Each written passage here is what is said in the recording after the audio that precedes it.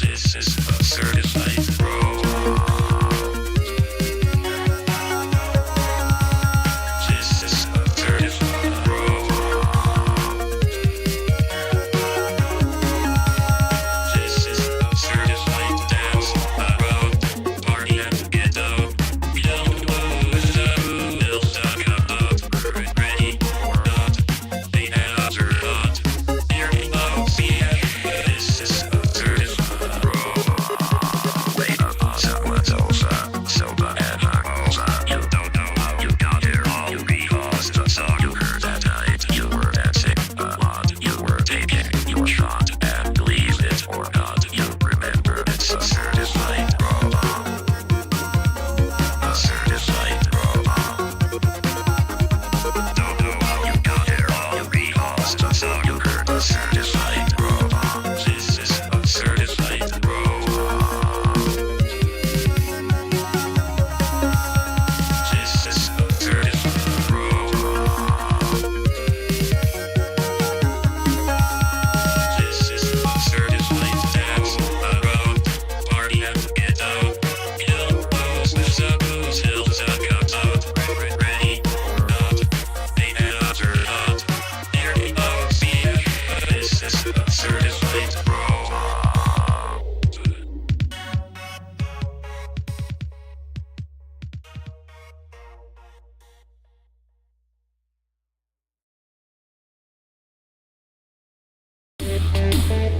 Welcome to the Streamin' with Keegan interviews with your host, Keegan.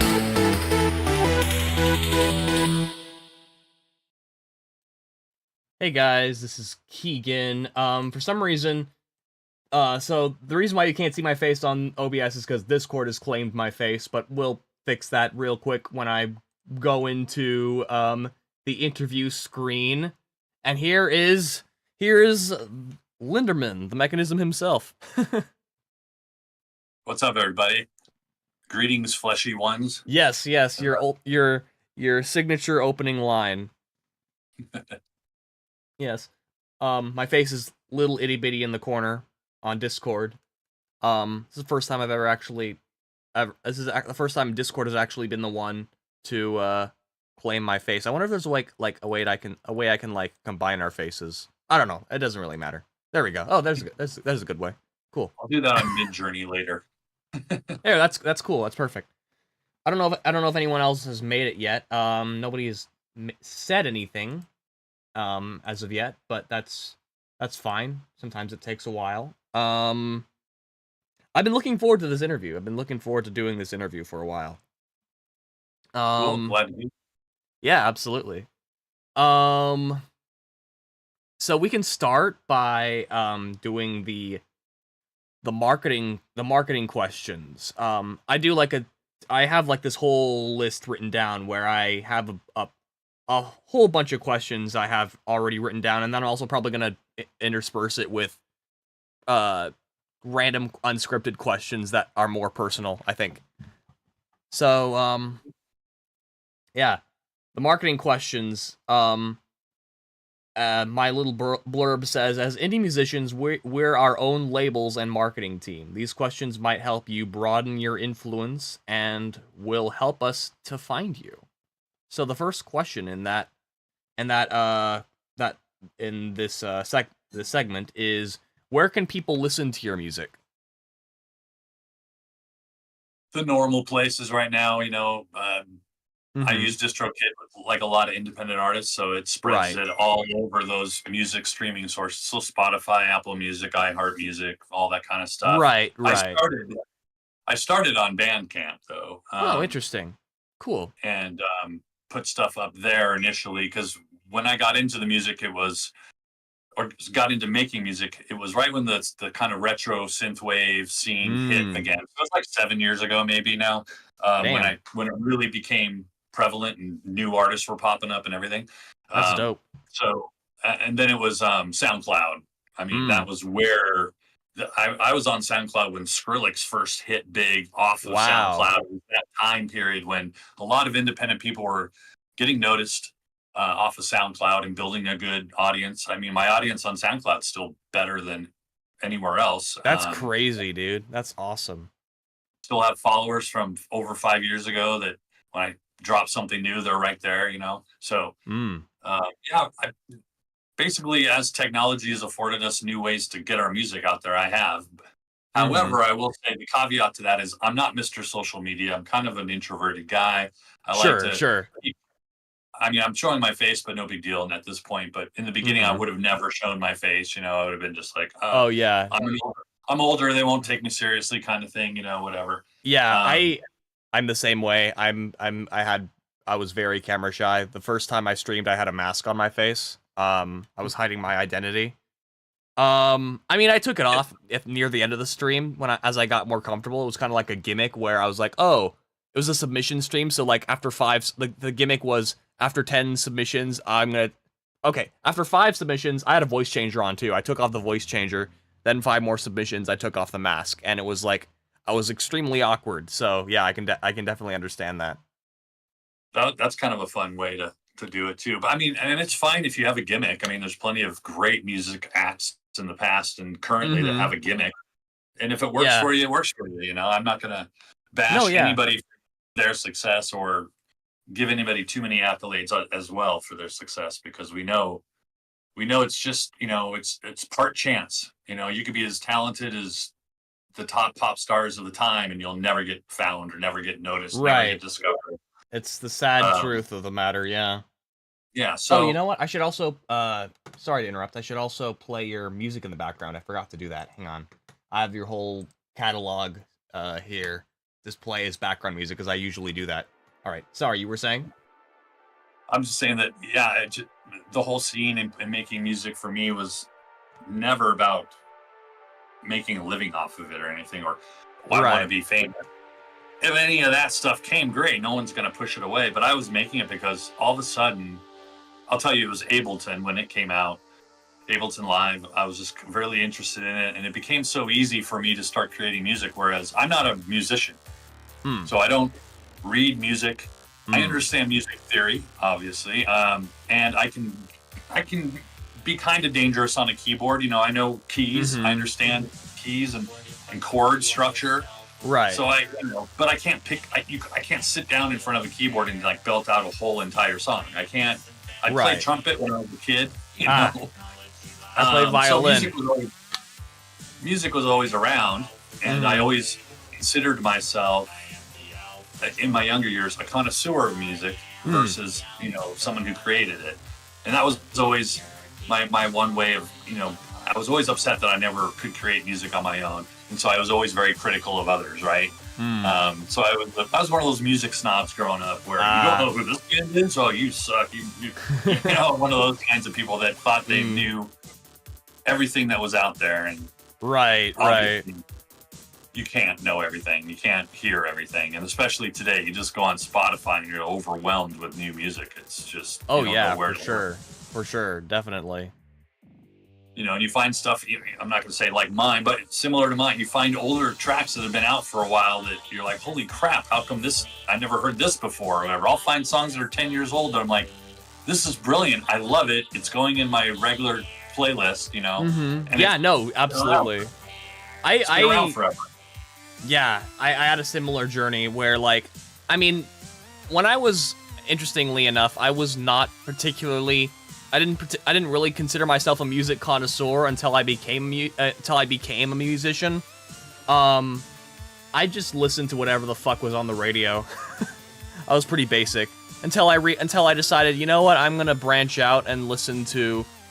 There's like, I decided to branch out and listen to like more, I guess, niche musicians that are not as popular, and then I kind of more or less also became a snob in the sense that, oh, I'm like, you don't know this artist, or I prided myself in knowing obscure musicians, which is kind of cringe, but like, you know, I've been there before. Yeah, I mean, the kind of music that I got into when I was younger, I did the same thing. I got away from the radio play stuff. I mean, if it was on the radio, I almost immediately didn't like it, but yeah, you start finding these other genres of music that don't make it to the radio. And when I was growing up, one of those genres was EBM, not E-dog M. It's EB as in boy. It's electric body music. And you also would know it by industrial music. They call it industrial. But it was so danceable. So, and when the electronic scene was really starting to hit. Right, and right. hit, and I heard like bands like Skinny Puppy, Frontline Assembly, KMFDM, bands like that were doing stuff that nobody else was. It was like a new form of music. And I think I can honestly say in my lifetime, I've only heard and witnessed like 3 major shifts in music, like of the history of music. If we go back to where it was orchestral and, composed music like that, and then it goes into like big band jazz, and then from the jazz it goes into rock, and then rock. A lot of people would say, well, that's where it stopped. Well, that's our generation is like, we know rock, but then rap. That was a totally new form of music. Yeah, in late 80s. And I was a kid, and that was a totally new form of music. So it was very Rapper's exciting. Delight was the very first hip hop song, was it not? I believe that's what gets credit for the first song. I remember the Run DMC stuff, the LL Cool J stuff, and then all of a sudden it was the East Coast rap versus West Coast rap. Right. NWA and Eric B and Rakim and Quest, Tribe Called Quest and whoever. So that was a shift in music that I witnessed. I was like, oh wow, so there is new stuff to be done. There's creative frontiers that we don't even know about yet. Right. Then I would say the next one was shortly after that was like the industrial EBM movement, which was heavy electronic. It wasn't Depeche Mode, okay? That was for the radio. This is when people took those same synths, but had a heavy metal attitude about them, and they wanted you to bounce and be harder, and that was EBM. That was a shift that I never heard before, and it led into so many forms of music, including house and acid and everything else. Techno? I would say yes, but I would also say like techno and electro and blip hop and all that stuff all are a form of just electronic music coming to fruition in like the early 90s and stuff. It was around before that, but the dance element of it didn't take over, like the big crowds and the whole house didn't take until early 90s in my recollection. And then the only other shift in music, a new form of music that I would say I heard was when dubstep hit. I remember dubstep. Because it took a structure that was different than anything else out there, which to me is incredible. The iconic like drops, right? Well, the rise and drops. I mean, you had some of that in acid, and you had some of that in house. House was way too repetitive for me. I never liked it, but there was the breaks that were cool. But dubstep, it definitely embraced the rises and the drops. But it was 140 beats per minute, right? Which is ridiculous. Nobody can dance. Nobody really. That's a slam dance at a Pantera concert. 140 beats per minute. Right? So when I was looking at these beats per minute on these songs, I'm going, holy crap! They're not even hitting the majority of the beats, but they're playing on that template, and it's just like, one every 8 bars you get a beat. But then what was cool is that they could take advantage of having that many beats available to them, and that's when you get it just gets super fast in your mind, and then it's back to the boom. Yeah. What really made dubstep stand out for me, especially, and was just like the way it like played with LFOs and just the growl effects. That was always interesting. That was always an interesting aspect for me in dubstep, and of course, I think after that, like Skrillex, the Skrillex dubstep kind of became. Style of dubstep kind of like took over, and it became like memeable, and a lot of people hated it, which sucks as well. I always enjoyed it, but like I could it became oversaturated. Anyway, this is we're only on to the first question, so let's get to the next one. I can already tell that this is gonna be a long interview, and that's fine. I enjoy having long conversations, but I might not be able to get through all these questions, which is again fine. Yeah, no worries. The questions are really at the end of the day, the scripted questions really are just conversation starters. So the next question in marketing questions, right? We were talking about marketing. Is what's the primary well, you already mentioned that. It's SoundCloud, right? That's your primary platform, you would say, huh? Yeah, that's where I started, and That's where where the scene was, right? You want to go where your like-minded people hang out. If Right. they weren't on Spotify, I wouldn't have ever posted there or whatever. But Sure. yeah, I found SoundCloud was a great community. Cool. All right. In that case, let's move on to the next one. Where and how do you promote your music? You kind of mentioned this as well. Yeah, I mean, don't really. in the beginning, I was totally hyped up, right? Sure. The whole scene was happening. There were what you call barcades. They're bars, but they also have arcade machine. Those were popping up everywhere, and they always wanted to have live music. And we had, luckily, we had a barcade called The Grid, and it was run by a guy who had connections in the music industry to all these great artists: Dance with the Dead, Ghost, Nightclub. And so he'd get these people.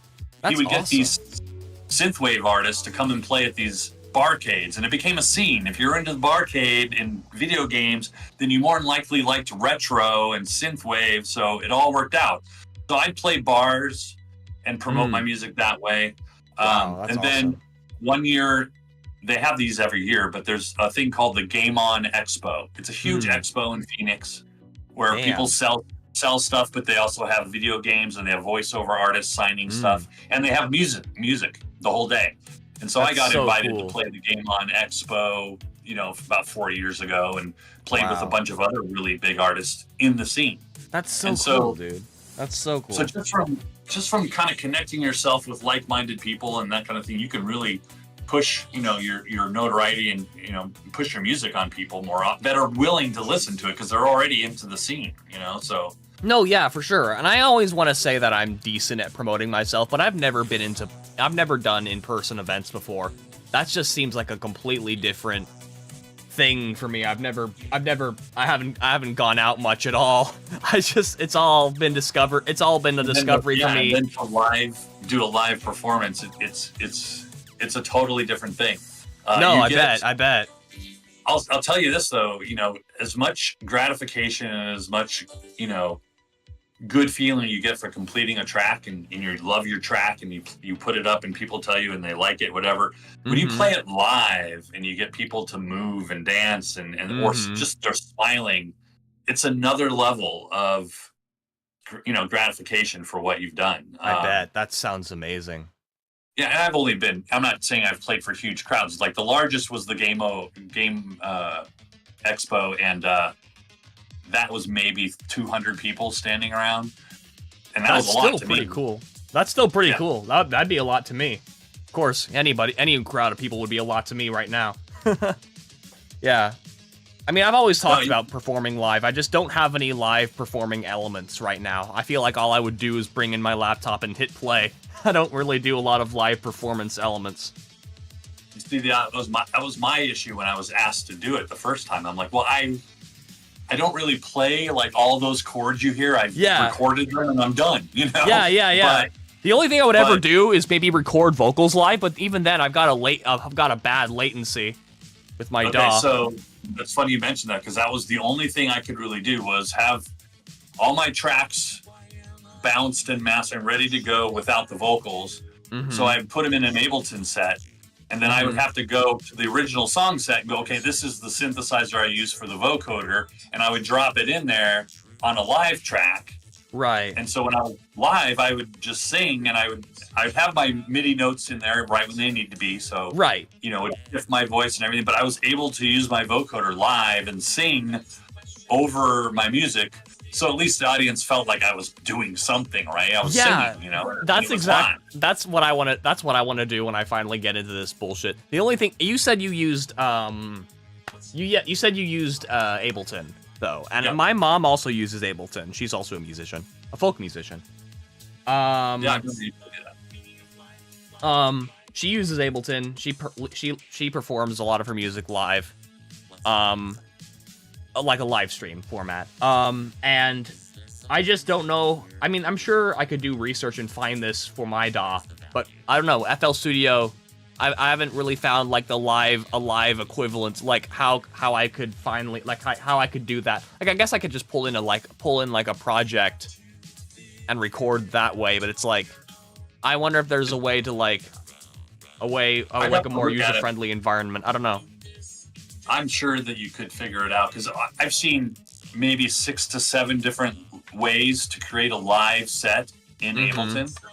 So there's got to be at least a handful of ways to do it in FL Studio. It's basically like you're looking at a track that you've produced. It's just each track is a song, right? So you've got your first track that you're just going to launch and it's going to play, you know, and then if you have to do vocals, then it really becomes 2 tracks because you have your music track that's playing live without the vocals, and then you have your vocal track that's lying right up next, and you just play, and then you go to the next song. And so I could help you out, but a simple search on YouTube, and I bet you'd find something for, you know, performing live with FL Studio, I'm sure. Yeah. I mean, what I would do right now is probably pull open a project file and then just, but then it would take a while to switch to the next one, which is a downside. Anyway, yeah, that's really, again, really cool. Something I've been, performing live is something I've really wanted to do for a long time. So it's cool that you did it. And that's, to follow up with this question, have you done any, like, online promoting lately? No. It's funny you bring that up, because remember, I reached out to you on Discord that one day, and I was like, dude, I got, like, 500 followers in one day, remember? I think so. It was like a month ago. And on one day, I got, like, over 400 and some followers, and then they stuck with me for, like, a good 4 weeks. All right. And so when I look to see where that came from in my stats, it came from a playlist. I was put on a playlist. Right. I told you to remember that. And so when I did more research into the playlist, I realized that they offer for a cost. If you pay them, they'll put you on this playlist. Apparently, they've got bots that are playing it and whatever, and a bunch of people that are already subscribed to the playlist. I remember that.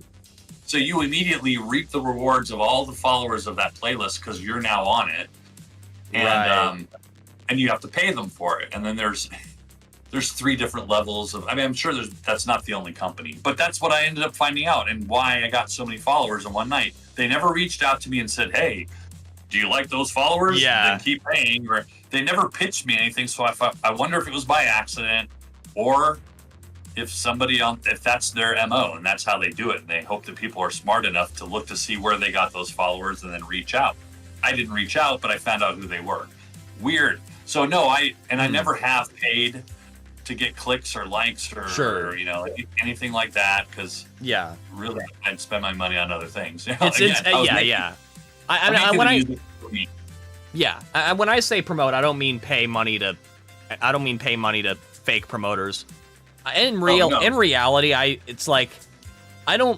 feel like you shouldn't need to pay people to listen to your music. I don't know. I agree. I think that's kind of cringe. I mean, the way I promote my stuff, for example, is like I'm a shy person. I'm not gonna say and for a while I was not very good at social media either. Like I didn't touch it, you know.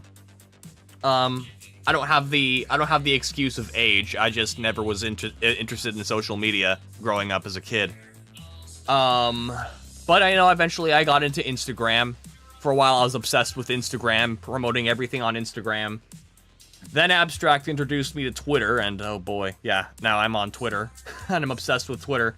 Addicted to Twitter. It's not healthy, but it's not a healthy addiction, but it's at least I promote there now. So that's one benefit. I think those are like, and like I've great, and that's not like all bad too, because there's a lot of community there that that's also here on Discord. Just a lot of ways you can promote yourself online. Yeah, I just, you know, never really I guess I just never wanted to put that much effort into it after my initial push. You know, when I first started, like 5 years ago, when I played live music. I'd already, gotten interviewed on other synthwave shows and things like that. So I was in the community. People knew my music. I mean, I also posted that video. There's still, just like 2 months ago, a DJ in Australia played "I Am the Alpha Droid" at a club. You told me about that. That's awesome, dude. Yeah, I feel like in many people. respects, I didn't realize you were interviewed. Yeah, I mean, I'm not saying you're super popular now. You're pretty popular on SoundCloud, which is awesome. But it sounds to me like you've kind of lived a lot of the experiences you wanted to experience as a musician on your bucket list. Yes. Whereas I'm still very much in the beginning stages of my journey. I'm trying to butt and be noticed right now. I'm just trying to be noticed.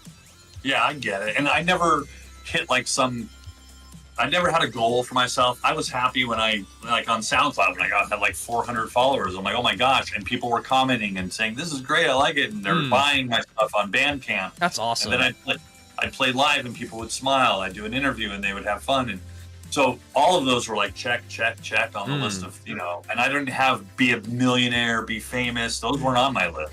And all the ones that all the ones I wanted to do, I pretty much did.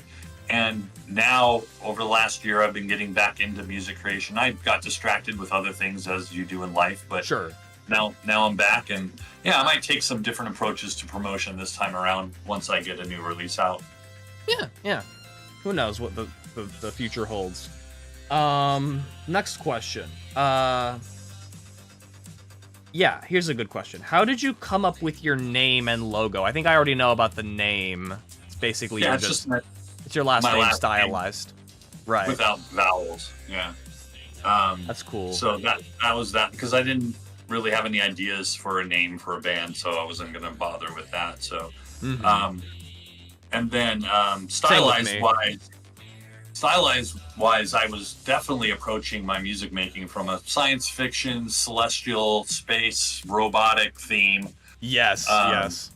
So I knew I wanted to have, those elements in my art. But there's also a symbol I was using.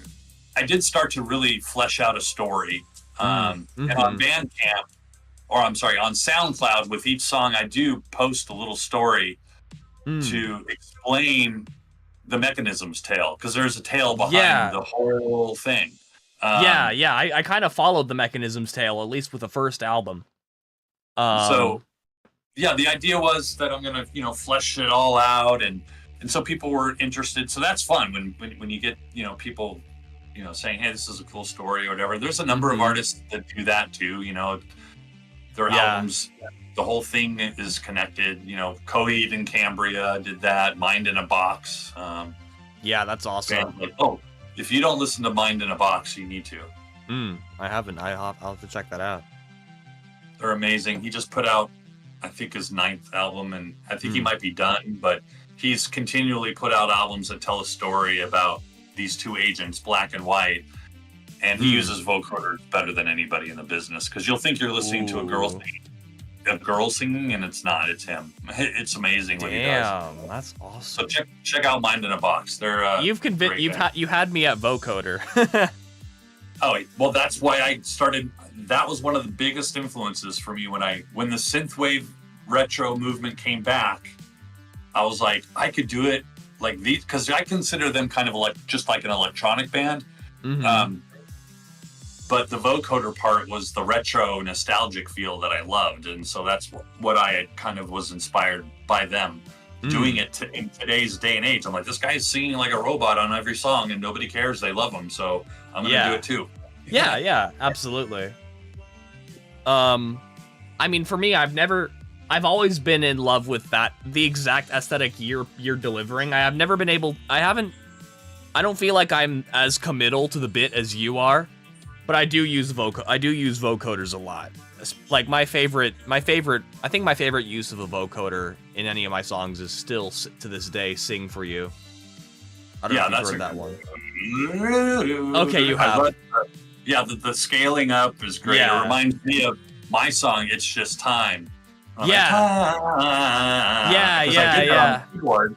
I just held my note and I went, I'm like, oh, that sounds cool. So I noticed all the different vocoder effects you employed, including like the the pitch modifier, like it's just time, like that part. Yeah, I love detuning and pitch bending. Mm-hmm. It's always unexpected, right? Because when you're listening to a note that's pure and all of a sudden it's like it gets bent way up, you're like, whoa. Yeah. And just this, like, yeah, like one thing I always like, one thing I love to do with the vocoder is like I'll create like a melody, like usually a high, like sometimes a high melody, then I'll just like bring the resonance of my voice up so I sound like a little munchkin or something, like, I don't know. Really cool. Can completely transform your voice and make it sound almost alien. So I always love that. I've always loved that about vocoders. Robotic, just something alien about it. Not necessarily a little green man, but it's something different, right? It's just, either robotic or like an extraterrestrial something. It's almost like it's like an accent too, if you think of it that way. When you speak to someone who has a very unique or interesting accent, it is that way because of the fluctuations when they choose to enunciate certain things certain ways. And that's where we have the freedom with the vocoders. We can come in afterwards and tweak this and pitch bend that and whatever. And that's why I love vocoder, because it's way more interesting than a normal person saying or singing the same thing. Sure, because absolutely. Now it's a whole other instrument than a human voice. I mean, my first introduction to vocoders was Daft Punk, so that was my introduction. Yeah, I mean, they're great, but there's so many that came before them that you could cite. But they brought it. They kind of made it okay to sound like a robot in the song. Yeah.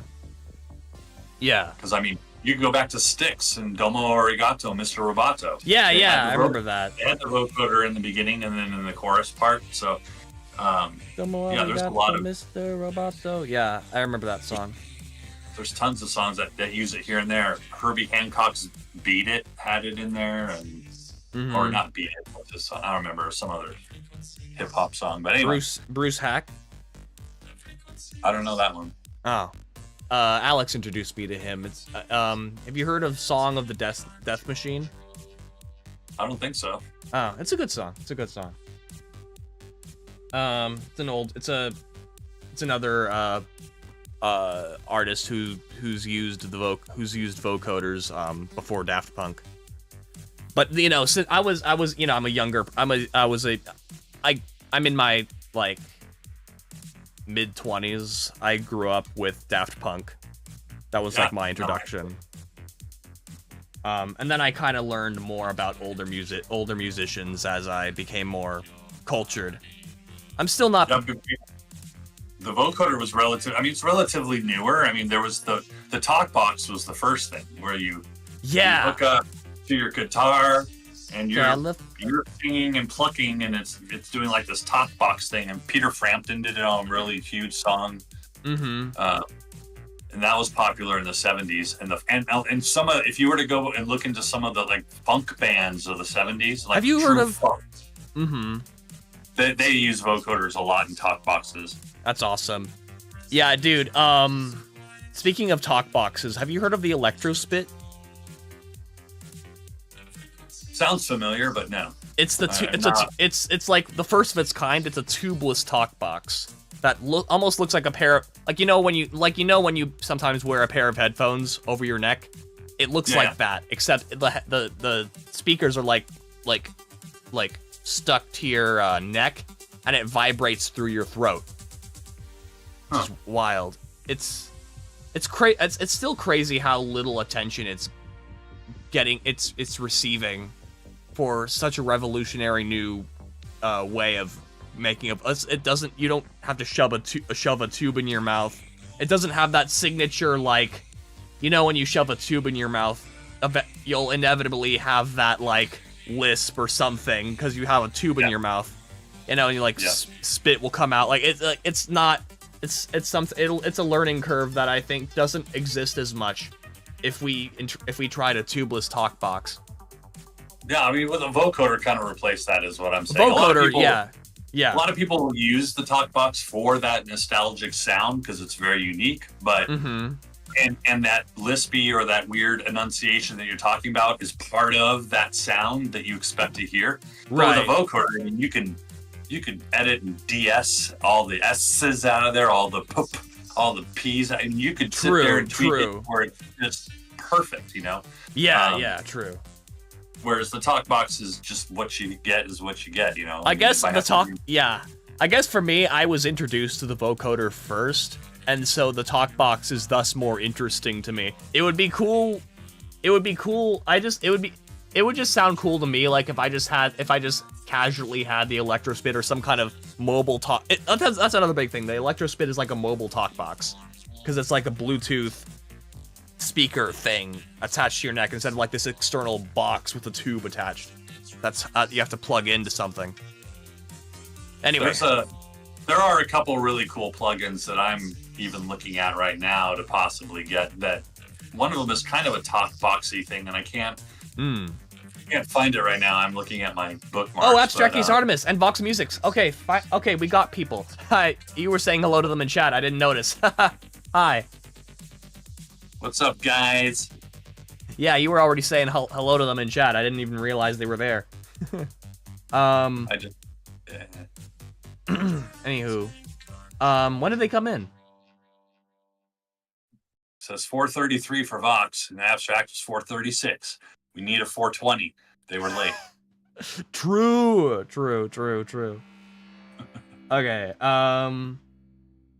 Yeah, but there's a God. I don't even know. I'm trying to think of who makes it. I'll reach out to you and share it with you because it's a plugin that looks really, really cool to me because it's like the talk box, funk box, all the different ones, like absolutely like what you were listening to when you were growing up, and it's a plugin and it looks really, really functional and user friendly. So I'm gonna check it out. That's awesome. I guess I don't have a talk box. I want that sound, and I tried to create it with a vocoder on a funky bass kind of organ kind of thing, and it still didn't. The wah wah, I don't know what it does, but the wah wahs I couldn't replicate. Yeah, that, it really the vocoder sounds a lot more, I guess, digital than a talk box. Which makes sense. It is. Usually anyway. I mean, I know that there are analog vocoders, but it's still the talk box is way more, like literally way more analog because of the way it, Anyway. Yeah. Here's another question. This is the last marketing question. Do you have a centralized place to link all things you? I know you do because you have a link tree that I helped you. I just made it, but there's not a whole lot to link other than the music streaming sites and Yeah. There's a topic on YouTube because here's another thing we talk like fans. When you get fans, they just start making videos for you and stuff like that. So I go on YouTube and I search myself every once in a while. This is a couple of years back, but like people are just posting my songs with videos or using it in their video. Here's a trivia piece. Here's a trivia piece for you that I didn't probably tell you about. Okay. There's a hugely popular YouTube channel called the 8-Bit Guy. Okay. And he reviews old 8-bit technology and fixes them and cleans them up and stuff. So like Commodore 64s and old Ataris and things like that. So a lot of people are into that stuff. Well, he found me on SoundCloud and asked, "Hey, can I use your song as for my YouTube channel?" And I was like, at the time, like, sure, no problem, go ahead. And so he liked All of a Sudden Space Debris. That's that instrumental synthwave track I did, and he put it as his theme song, as his opening, like on his YouTube page. Damn. Then all of a sudden, and he has like millions of followers, right? So all of a sudden, people were asking like, who made the song? Yeah, they're like, who's that? Who's the music? He gave me credit, of course. Damn, that's so cool. Shortly after that, you can go on my SoundCloud thing and you can see all the comments across on that song. They're like, 8-Bit Guy sent me. Found you on 8-Bit Guy. And yeah, dude, that's insane. I haven't had that yet, but that's crazy. You never know what'll trigger some eyes, and ears on your music. So that's why I never was stingy about it. If anybody asked me, "Hey, can I throw your song in my video?" I'm like, "Go for it, do it." Just give me credit. Dude, that's awesome. Yeah, that's awesome. That's so cool. Fun. All right, speaking of music, let's get down to the music questions. This is just generalized music stuff. How would you describe the... I feel like a lot of the ways I write these questions are just designed to assume that there's like no following conversation after it, just like a direct, do you do this? Yes. And moving on. Because sometimes that's how my interviews are, but of course everybody's different. So, that being said, this next question, I think you've probably answered through our just meandering conversations, which is fine. But how would you describe the kind of music you create? Oh, like, there's an artist who I love, and this is a quote from him. Mm-hmm. He makes ear movies for your ears. Oh, that's great. I love that. So I know ears hear all these great things, but if you can relate it to what you see visually, I like to give a feeling, a visual, an environment. When you hear my music, you certainly shouldn't be thinking about horses on the frontier, right? You should be thinking about space and sci-fi. Yeah, and dude. I definitely think about science. I mean, this is like obvious. I mean, I will use any excuse to think about science fiction, so that's not really fair, but I obviously think about science fiction and that kind of shit. I think about like cyborgs and just it's great. I mean, I'm also kind of writing a science fiction book series right now with cyborgs in it, so that music like that definitely inspires the creative side of storytelling. Yeah, I find that sort of stuff's on your mind all the time, and be really hard to make music that doesn't, instill those kinds of feelings anyway. You'd be fighting yourself. Even if I listen to a country song, I'll imagine an AU with my cyborg characters in a country setting. I don't know. Yeah, That's how I'm wired. Yeah, I definitely would describe it as that's how I approach my music. I want to make a song that makes you feel right and think a certain way, not just listen to it and then be done. I want to take you somewhere on a trip, on a journey, on a trip, whatever it might be for you. But that's how I approach it. If I was just, I don't know what other artists' goals are when they create music. Obviously, it's a personal thing for me. It's cathartic. When you make a song, it makes you feel good. You relax. Yeah. It de-stresses you a lot of the time. And so there's those things. But at its core, the bottom line is if someone was to hear something that I created, I want them to be taken somewhere, No, and for so sure. That's why I think movies for your ears is a good way to describe it. So I totally steal that from the artist's name is Starcadian. Starcadian. Oh, cool. Everybody listening, write that name down. Go follow him on Spotify. Starcadian is amazing. That's awesome. He's really good, and he has made literally albums that are a movie. That's how he wrote the music. The movie doesn't exist, but he wrote the soundtrack to the movie. So. Yeah, really cool stuff. That's awesome. That's awesome. I want to start writing. I want to start doing albums like that associated with my book that I have yet to write. But for some reason, it's like there's like a certain disconnect in my mind. I have to like bridge the gaps and associate those two aspects of my. Anyway, I don't want to steal the thing, but it's so easy to talk about my own experiences. Yeah, that's fair. Fair. Cool. I just want to continue. So, what do you like about the genres of music you create? You kind of indulged in that as well, but I'll let you answer it directly. Yeah, I mean, what I like about the genre, I mean, I'm in electronic as a whole big genre, but obviously the reason I got inspired to go and buy Ableton, get a push, controller and start messing around and creating music was the resurgence of the music that I grew up on when I was a kid. So when the 80s music came back, even when I hear a song like from Gwen Stefani covering It's My Life from the band Talk Talk, and my daughter goes, I love Gwen Stefani's new song and I just want to smack her, even though she's my daughter, and go, that's Talk Talk, it's not Gwen Stefani. Listen to the original; it's even better.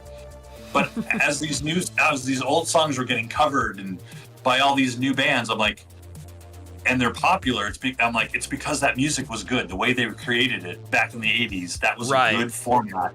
And so it came back, and sure enough, kids of, that were in their 20s and younger were loving synthwave. And the people that would come out to some of the shows I'd play were young. They were very young. They weren't my age. They weren't my age looking for nostalgia. They were just liking the music they were hearing. So I think I probably fall under that category, honestly. Yeah. I really like that. That's what got me back into producing music, was the fact that my favorite form of music was coming back and people were embracing it. That's awesome. And the technology was there. Sorry if my dogs are going nuts, huh? It's fine. We have a dog too. Yeah, I don't even know where I can mute. But anyway. So yeah, that coupled with the ability to make music, like, so let's say 15 years ago, I wouldn't have been able to figure out like Apple's Pro Tools, or like the real professional tools, and there was so much to learn, and it wasn't very user friendly. And then Ableton came out, like Fruit Loops was out, Ableton was out, there were a couple others, but I just got the trial version of Ableton one day, and I downloaded it, and I messed around, and I had fun, and I was like, okay, this is worth it. I'm gonna go ahead and do it. Yeah, and that's so cool. That's so cool. I really think technology was there. I was able to make music. Yeah. Yeah, definitely. I don't think I'd be a musician if it weren't for the technology being as advanced as it is either. I think that's really cool. It really opens up a new frontier for, I don't know, like musically gifted people that otherwise might not have pursued music because, I don't know, it's because of the learning curve. I think a common misconception about I think a common misconception about musicians, or just people in general, is that like if you can't learn, or you don't have the stamina to learn something complicated like how it was in the olden days, then you're not a real musician. I don't know anybody who says that necessarily, but I think about that myself. But I also have I don't know if I want to say I have a learning disability, but it takes me a little bit longer to learn new things, and I do think that this has been very this more user-friendly technology has definitely helped me learn, and we're already gave me the ability to express myself, which is awesome. We're already seeing AI produce songs, Oh God, yeah. A while ago, they released a Drake and Someone collaborative song, and those two had nothing to do with it, but it's still everybody was liking it. Oh man! So it's going to become really easy to produce that kind of music. What's going to be hard is to stand out and make music that's different or unique to you. So yeah. No, that's the blessing and the curse. If it's easier to make music, more people are gonna make music, and it's gonna be it's gonna be harder for you to get noticed. But I don't know if it's like, I don't want to think selfishly and be like, well, I think overall it's a good thing that it's easier for people to make music, even if it means I'm not gonna get the same recognition in the old world, because not as many people made music back then. Yeah, and I guarantee you, if you're sitting around, let's just say you're camping with a bunch of people and friends, no one is going to want to necessarily hear someone throw on some AI tracks when a guy's got a guitar. When a guy's got a guitar sitting right there and he's playing live in front of you. I mean, certain things will never go away, and and you mentioned this in one of your interviews with the guys when you were talking about music theory and whether or not you have to know how to read music. You have to know. Well, that's part of the technology of today, is that you don't. You can get away with a lot of the built-in technology without really knowing a whole lot about music theory, scales. I mean, it might not be the greatest results, but you could still make music with the most rudimentary knowledge. But if you have knowledge, like you're saying yourself, you're learning more and more and more, you're just going to get better. I mean, my first tracks from what I can do today are night and day as far as production quality, even structure. Mhm. I know where I can take chances and things, and so Mhm. yeah, you'll learn, but you don't have to know anything, in my opinion. You can just sit in front of them. I mean, I've taken I'm gonna date myself, but I got a grandkid, and I sat him on my lap, and he Mhm. was playing push and making music, and he was having fun, and it was engaging his Mhm. senses. Do that all day, my friend. That's awesome. I Yeah. don't care if it ends up being something I can dance to, but you're having fun, you're smiling, you're hearing music, and you're Mhm. making it. Yeah.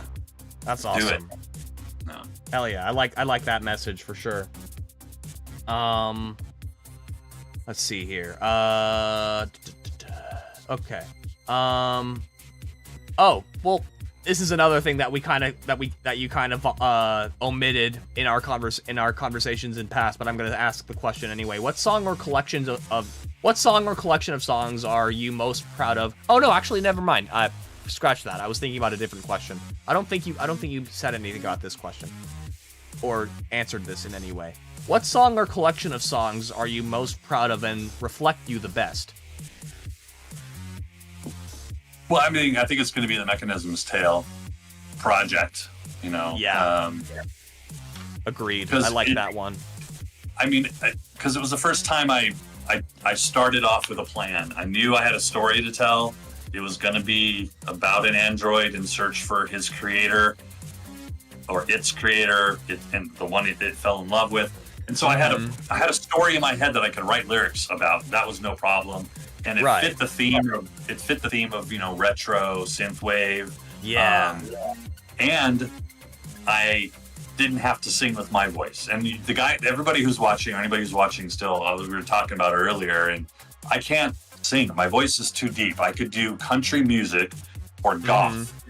That would be about the only kind of vocals I could sing, because I'm so deep. I have a good range, but it's just too deep. So yeah, vocoder allowed me to sing, which that was because I made plenty of synthwave songs before I sang on a Mechanism's Tale. So yeah, that's probably my favorite grouping of work, because I had a story to tell, and I could do it and sing too with technology. So. No, that is really cool. I would challenge the idea that those are the only genres you'd have to learn, though. I think it'd be an interesting thing to explore, making electronic music with deep vocals. I've certainly heard that kind of shit before. I think that might be interesting. Yeah, it's out there. It just doesn't mean that's what I, want to make. Right. Okay, that makes sense. Still, if you ever felt like it. I don't want you to feel like you need to. I don't want you to feel like no one would like it or anything like that. You have to limit yourself to just a vocoder if you wanted to. I don't know. Oh yeah, just my 2 cents. I would totally give it a shot if I was inspired, and that's really what music's been for me. Is if I get inspired, I sit down and I do something. Like I got inspired to write something for you. Yeah. Like, okay, I want it to be kind of upbeat and fun. Because he's a younger guy, he's gonna want that kind of dance. I want to throw in some really cool hints, and then let's just see what he says, and then we get certified Robop out of it. So it's like, I love that stuff, and that's just because I got inspired, right? And I might get inspired to do a rock song one of these days. But speaking of certified Robop, I'm surprised this is the first time the name has been dropped in this interview. But he's the guy who produced the beat for Certified Robop. So that's awesome. And it's so interesting, like you talked about the importance of storytelling in your album Mechanism's Tale. I can really relate to using storytelling to really enhance the listening experience when it comes to your music. I kind of have that with my fucking MS Paint characters you've seen in the music videos. And in the album covers for a lot of my older works, I have albums named after characters in a fictional band called Demon Dish. The name for Demon Dish has its own origins in my life. Like some friend of mine, it's so random. A friend of mine, an old friend of mine, mentioned this was randomly talking about how her sister would leave the dishes out too long and it would like rot and smell horrible, and she referred to those dishes as a demon dish, and that name stuck with me ever since. It was Where'd you get Robot Beanie? Robot Beanie? That's another. Okay, I mean, I kind of explained the story in the song itself, but I literally just found that while shopping for eggs. Yeah. I was like on the rack. You never know where you get inspired, so that's why I would never want to limit myself as like what kind of music I can make. I am in the box producer for the most part. I do have modular synths and some things that I work with. But I like being in the box and having, the software I have, because if I do want to write a song that needs an orchestral backdrop and some horns and a horn section or something, I've got it. I can mess around and play with it. Yeah, that's another cool thing. That's another cool thing that I think the technology today allows people to do, is like you can just use a digital software to create a horn section. You don't have to have a bunch of players record shit for you. I mean, I know that there's good and bad elements to that, which I kind of touched on in the AI discussion in the AI discussion stream, which is a similar conversation. But like, until you're going to go on tour, and if you're lucky enough to be big enough to go on tour, then you can hire a real live band to be behind you, and it'll be awesome. Sure, yeah. I mean, and I think it's that kind of thing where, like, even if musicians sitting at home use a horn section in their DAW, that doesn't mean it's going to replace trumpet players, of course. I feel like that's just another avenue that makes it easier for musicians who don't have the resources or money to hire people like that can still get that sound. Some of the new generation soundtrack artists are not in a big studio with a huge orchestra striking and getting, do we get that? No, let's cut it, do it again. And they're, and writing out all that music. No, there's young composers sitting in their apartment in New York, just they probably have a really nice speaker setup and everything, but aside from that, they're just sitting there composing off of software. And if it's needed, it can always be reproduced live by an actual orchestra, and things like that. And a lot of times they will do that, but the original scores generally are never done with a large live band. No one's gonna pay for that. Not a lot of people can. Yeah. So if you're into soundtracking, don't feel bad if you're sitting in a closet with your laptop, because that's where you're going to do the work. Yeah. It'll grow from there. Yeah. I mean, it's so interesting. Speaking of this is a kind of a strange segue, but it's something else I wanted to talk about. So I know a lot of artists, especially in the olden days, it was like they all started in their garage. Everybody starts in their garage. At least that was kind of the stereotype for a long time. I didn't start in my garage, but one thing I did do in my garage was mess around with, I don't know if you've ever seen the stream. Have you seen the stream where I messed around with the Tesla coil I own? Yes. Okay, and I'm a buddy with one of them, so I'm familiar. You what? I have a friend who built one, and we go out camping, and he takes it with us all the time, and he has like a list of songs that we go through every time. Oh, that's so cool, dude. Yeah. I'm sure mine is I'm so upset because like my Tesla coil thing, like the sparks are so tiny. I don't know why. The model it promised to be has sparks way bigger, but I want to do a collaboration with you where I include a Tesla coil, and I think that'd be a cool way to introduce a music video, to like have a visualizer segment, for a music video. It definitely works for, yeah. It would work for, it just sound like a synth, somebody popped in a real short, poppy synth. Yeah. I mean, I would see if I could mix it to see if I could like tame the high frequencies and bring in a couple mids just to make it so it's not like shrill or anything. But like, I really wanted to try that out, and I might still I might buy a new one or assemble a kit. Who knows? Or I could use the one I already have. Who knows? I don't know about this. I just don't know if I like the sparks, how big the sparks are. Yeah, I've seen some huge ones online. Another thing that nobody talks about. Another thing that nobody talks about when it comes to Tesla coils is the ozone. It emits, like, I had my fucking Tesla coil in my room, and I just started smelling something strange. I was like, what the fuck is that? And then I had to do research and air out my studio. Yep. Yeah. Well, I mean, you're working with gas. Yeah. I guess it never occurred to me that it would emit anything. I just thought it was just me like electrical sparks. I didn't think it would emit anything. Does your friend, like, where do you mess around with your friend's Tesla coil? Does he ever bring that up or anything? The ozone hazard? No.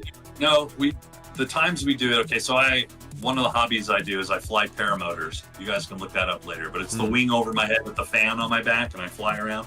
Oh, anyway, wow, that's awesome. So I've been flying for like 6 years, and we go out to this empty, dry lake bed south of Tucson in Arizona, where I'm at.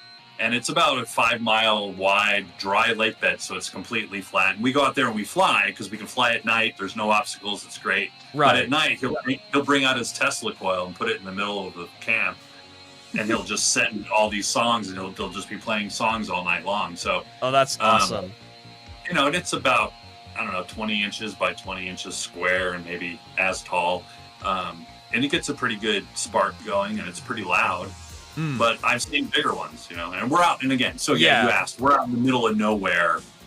Gotcha. We're not in an enclosed space or anything. But yeah, it's a fun little hobby.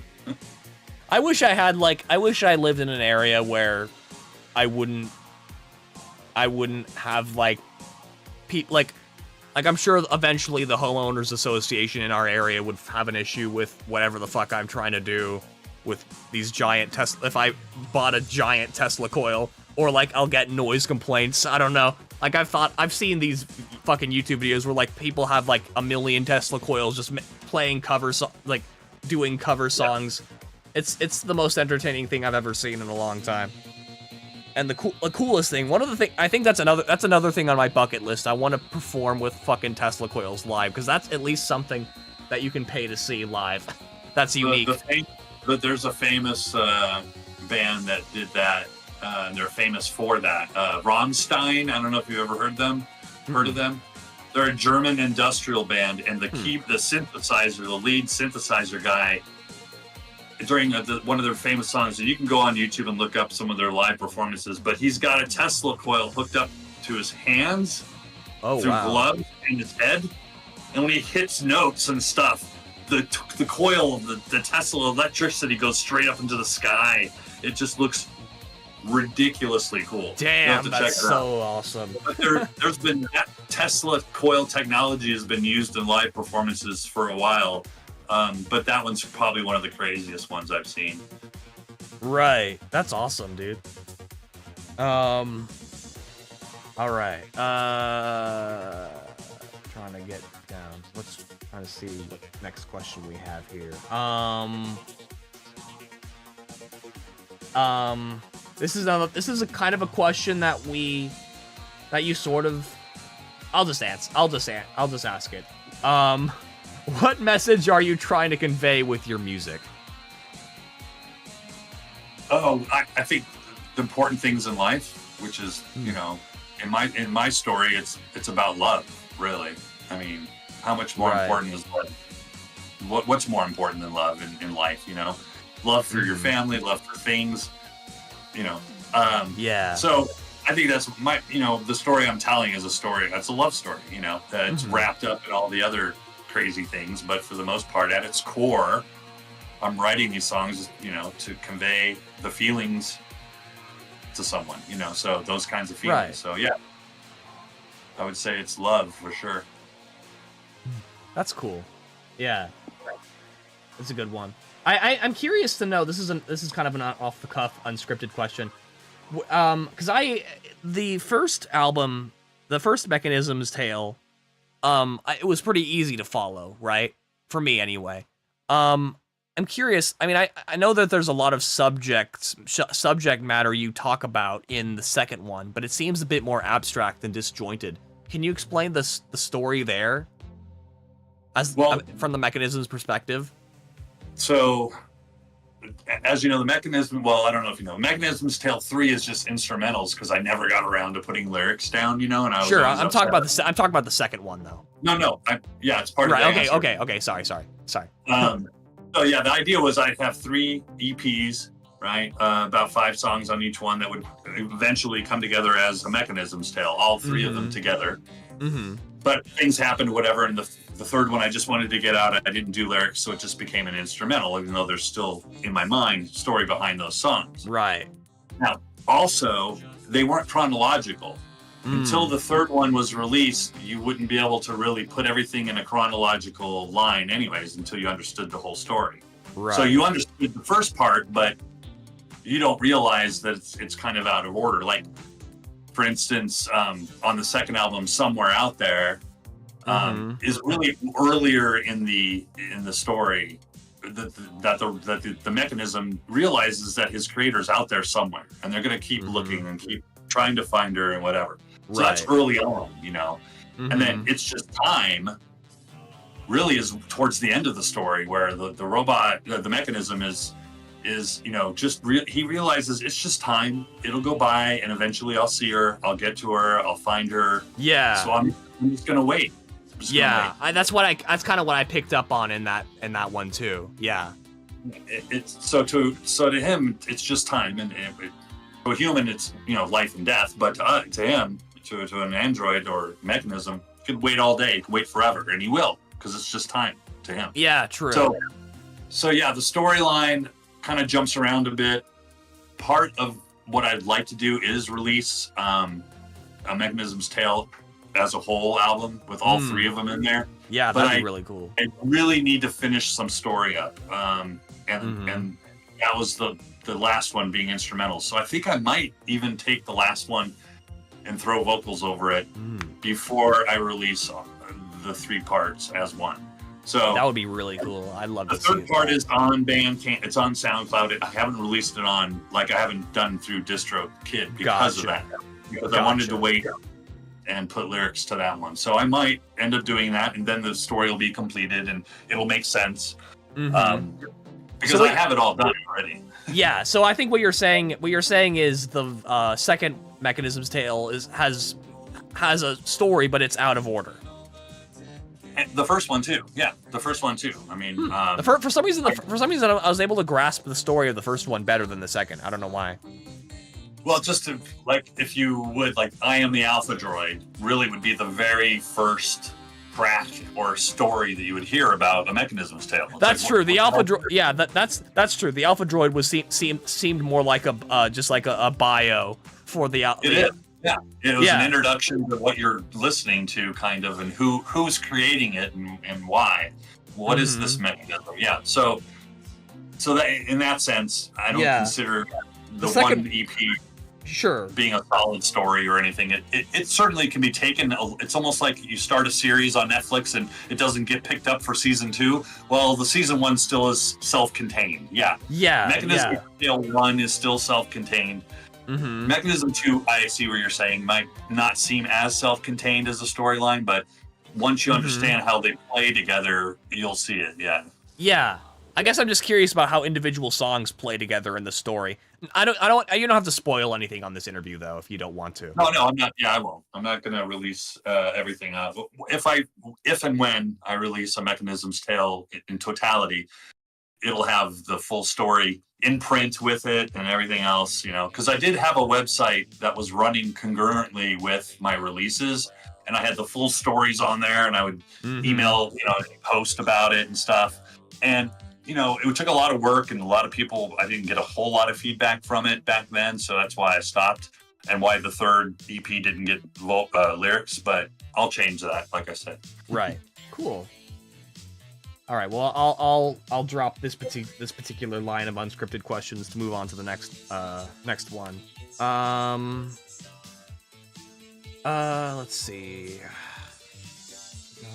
Oh, I think this is the next question on this. What new genres have you considered trying out, if any at all?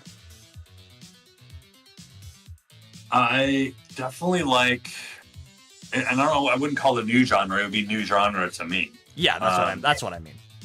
Kind of like funky dance stuff, like the band, like Starcadian, the guy I was talking about before. He's heavily influencing me on. It's like disco funk, but it's got new production technique, and so it doesn't sound like the Bee Gees or Saturday Night Live. Right. It's got the funk and the swing of disco, but with the new production techniques, it sounds so fresh and cool. So I mean, that's awesome. Even like Daft Punk, they have that kind of disco dance funk style. Yeah. I'd like to try to produce something kind of funky and dance worthy like that. That isn't on the total, Android tip or anything. It would just be totally a separate project altogether, and then just downbeat. I like a lot of open space in music, and not necessarily in mine, but just I can appreciate songs that have a lot of open space in them.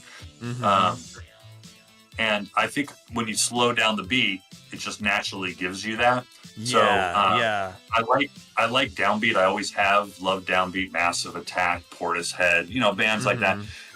And I think it's on the verge of coming back into popularity again, the slower beats, because we've just been inundated lately with everything over 130 beats per minute or more. 140. So everything's pretty fast now. Even the pop songs are over 120 beats per minute, which generally was the typical pop song beats per minute, because that's what your heart rate is when you're dancing, is around 120 beats per minute. So that's what they wanted the song beat to be. Right. But downbeat, I think, would be a cool genre to try out. And again, like I said, there's so much space in a song that's 80 beats per minute that I should be able to fill it in with beautiful chords, beautiful landscape in between the beats. I don't want the beats to fill up everything. So that's what I would do. Yeah, that's cool. Yeah, I've definitely listened to a lot of downbeat genre, like subgenres as well. Just like there's songs that have those characteristics in them, and I think I've done those things like that before too. I think a good example of songs that I've produced that kind of fall under that umbrella would be, I have like an EP called Ego Death, which is supposed to resemble, I've never taken psychedelics before, but I've been very interested in the concept for a while. Or just like I've had vivid dreams before, but like it would be interesting. I've always been interested in like the concept of losing oneself and like losing one's sense of identity and just experiencing whatever the hell you are experiencing without like just while also just kind of forgetting who you are, what you are as a person, what life is. This is a really weird tangent to start off on, but I guess like that's the message I was trying to convey in Ego Death, that EP.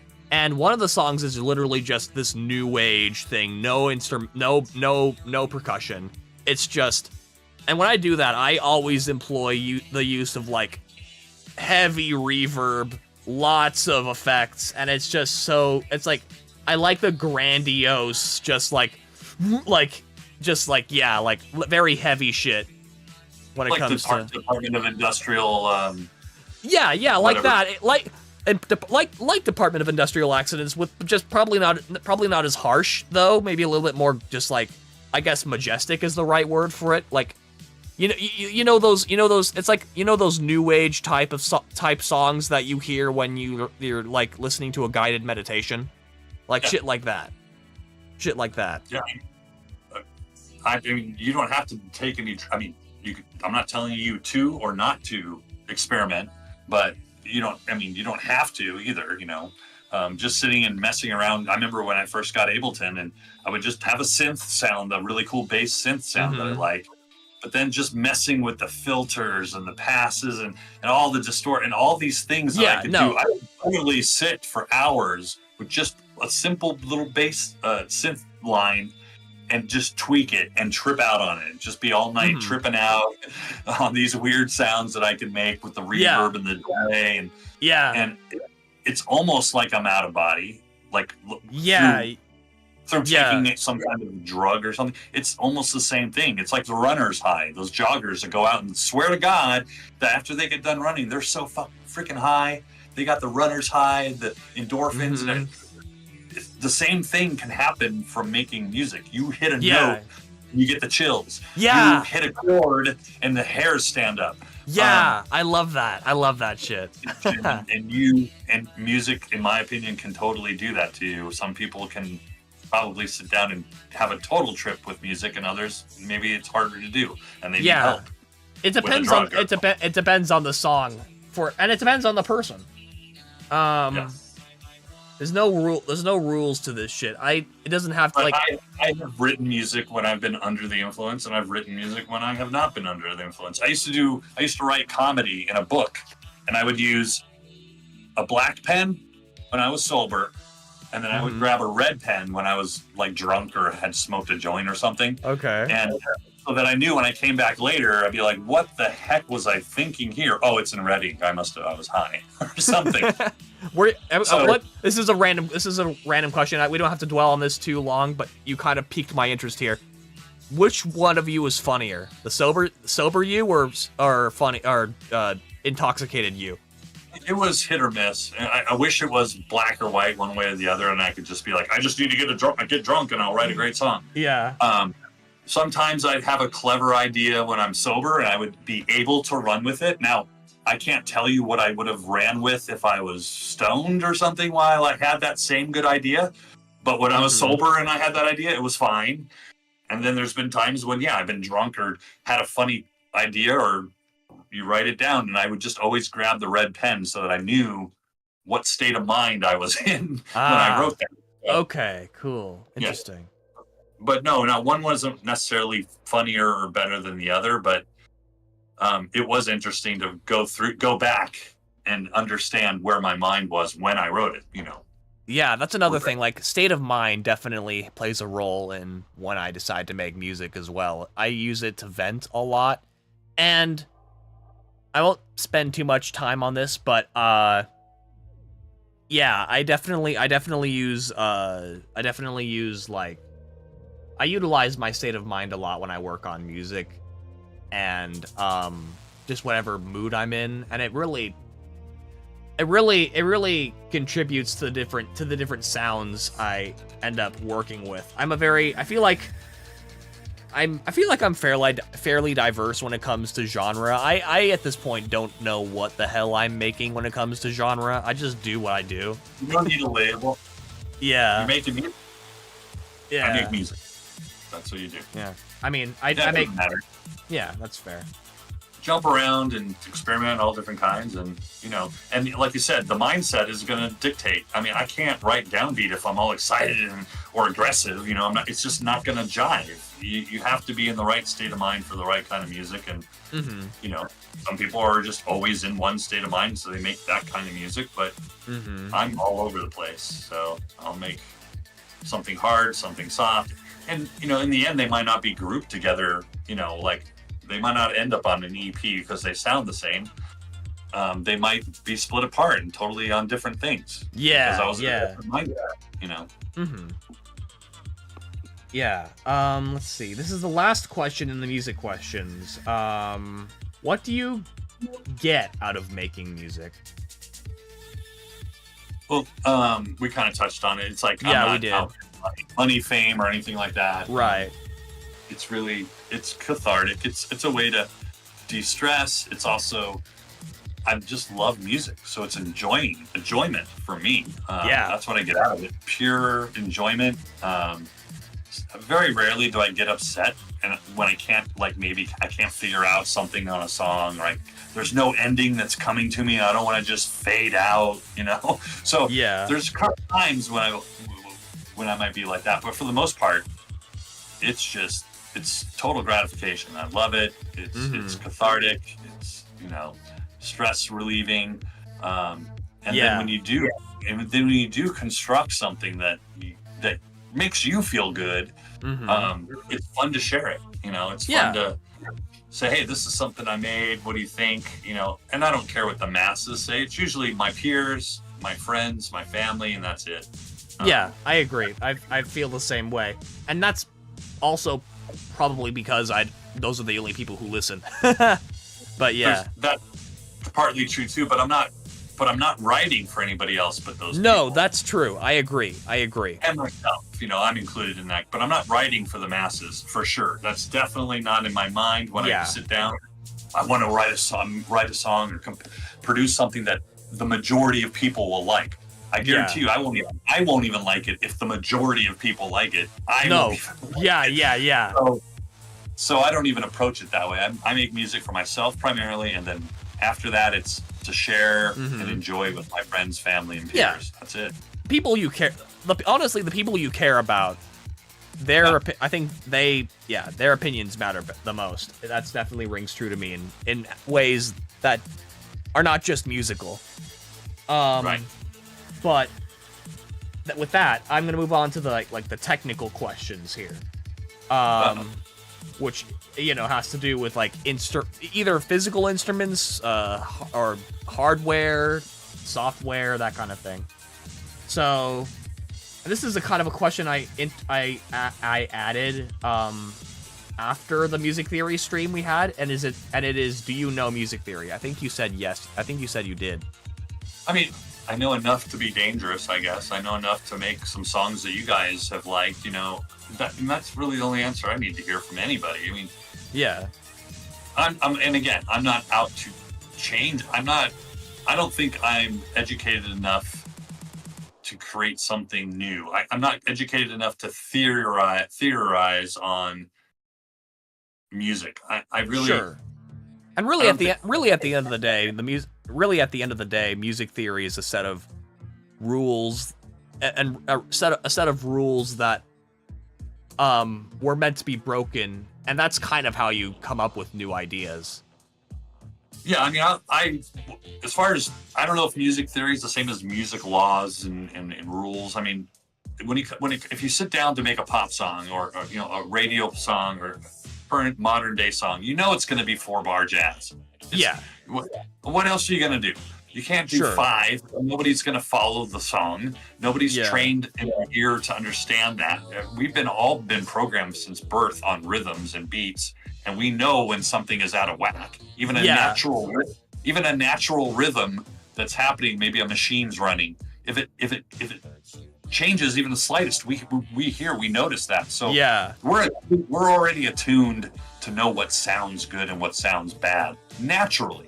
I don't need a theorist to tell me that isn't going to work. I'll listen to it and I'll tell you if it works or not.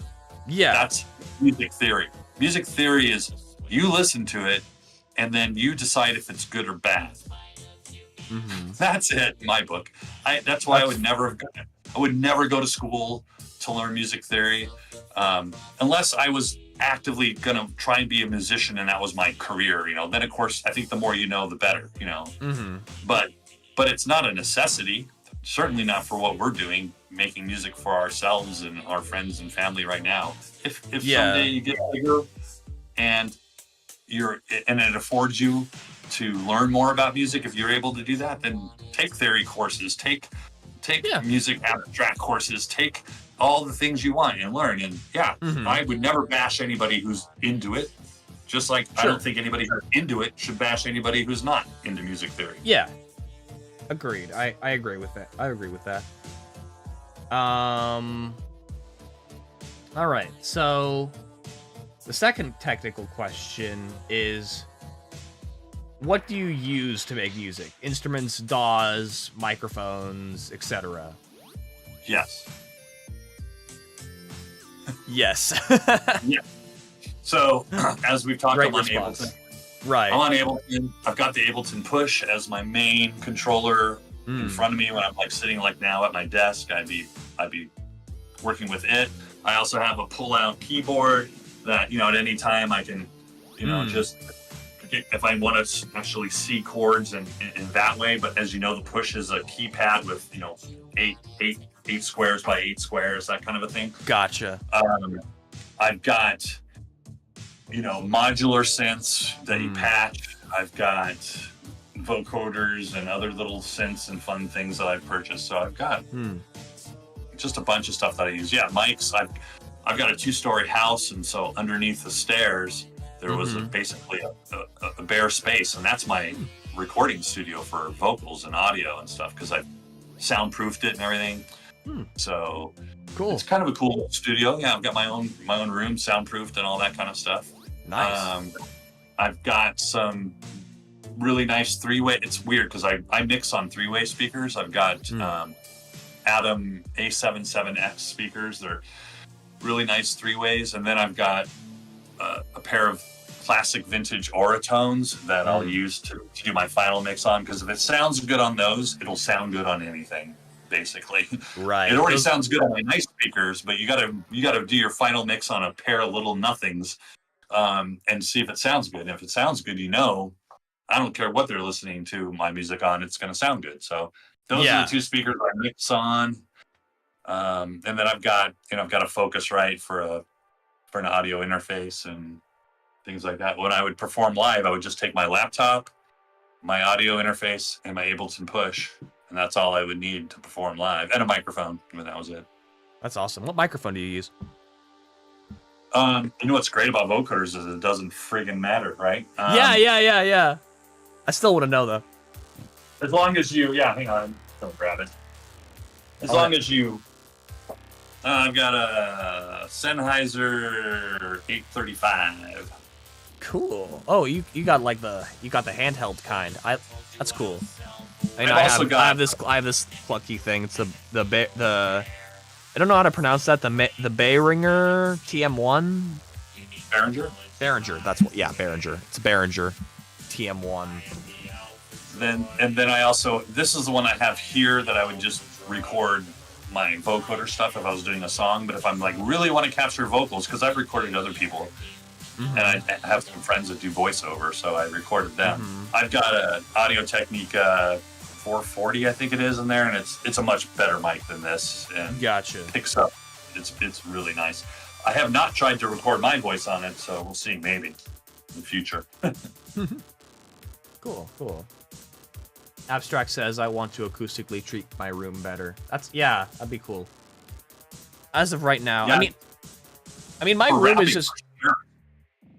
I mean, for any kind of vocal or singular instrument recording, you want to have a good sound quality room that's not bouncing, giving you fraction and reverberation. Yeah, I think I got. Go on. I was gonna say, it can be a really small space. Even as long as you can get into the space with a recorder and your instrument or your voice, and then it can be a small space that you just kind of pad up with. You could just take a couch cushion and cushions and pillows and stick them in there, and that's all you really need, to get a good, clean vocal. You need a good microphone to make sure your levels are right, but other than that, it's not too hard with technology today. You can come in after, if you get a good, solid recording, you can come in afterwards and enhance the hell out of it. So, I've never been too worried about soundproofing, other than for vocals and in individual instruments, because you'll get the bouncing, and even when I'm talking right now, I can kind of hear the space in this room. The acoustics, yeah. Yeah. I mean, I think I got pretty lucky with the room I'm in, because I don't think there's a lot of echo in here. It's a really big room, it's surprising that there's no echo. I think it's just because there's so much junk in this room, and it's like a carpet. There's like a carpet and everywhere. I think it's pretty well insulated. If I got rid of a lot of the shit in this room, it probably would be a worse off for it when it comes to recording. But there's a lot of stuff you can buy, and I got, for a while, I had one of these, which your microphone mounts here, and this goes on whatever pole or whatever, but as I'm singing, I'm directionally here, and it keeps it from bouncing out. That's smart. Yeah. Even something like this, you can get in here and rap Artemis. And it'll just absorb it, and it won't be able to bounce back off the wall. You get a much crisper recording off something simple like that. They have these eyeballs, they call them chaotica eyeballs, which are just these big round foam things that go over your microphone and you just kind of talk into it. So you don't, I mean, this kind of stuff works surprisingly well in place of a proper soundproofed room. I guess Abstract says I have one of them behind my mic. Cool. Yeah, that's probably why his stuff sounds, good, and he just wants to get it to that next level. So that would mean like a soundproof room, or when you're in there, you can even it's a weird experience when you're in a properly soundproof room because your voice is dead. There's just you stop talking, it stops. There's no sound. It's interesting. You sometimes can experience it outside when you're talking. Your voice sounds different, but when you're indoors in a soundproofed room, it just kills anything bouncing back at you. It's great. That's wild, yeah. Let's see here. So here's the next technical question. What are your favorite tools to use? This could literally mean whatever you want it to mean. No, I get you. Well, anything I want. Well, I love my whiskey sour right before I start it. No, I'm just kidding.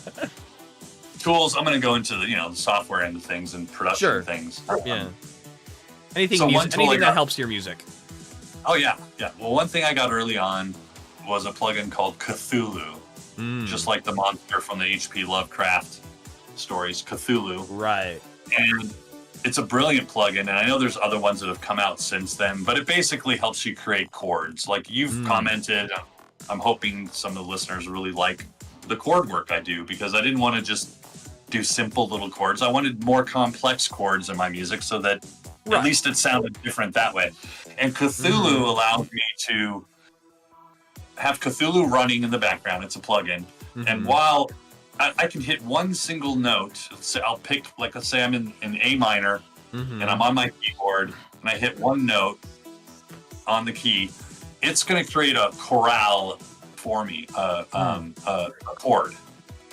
It's called a chorale because they're based off of all of Bach's, the composers. He had these famous 16 to 25 Bach chorales, which were these amazing chords that he created off of root chords. So if I'm in A minor, I can go into Cthulhu and hit one key on my keyboard, and it's going to give me a 5 to 7 note chord.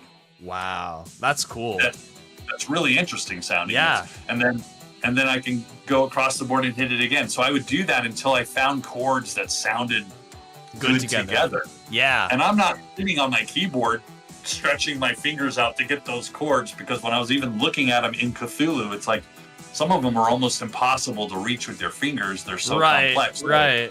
That's awesome, dude.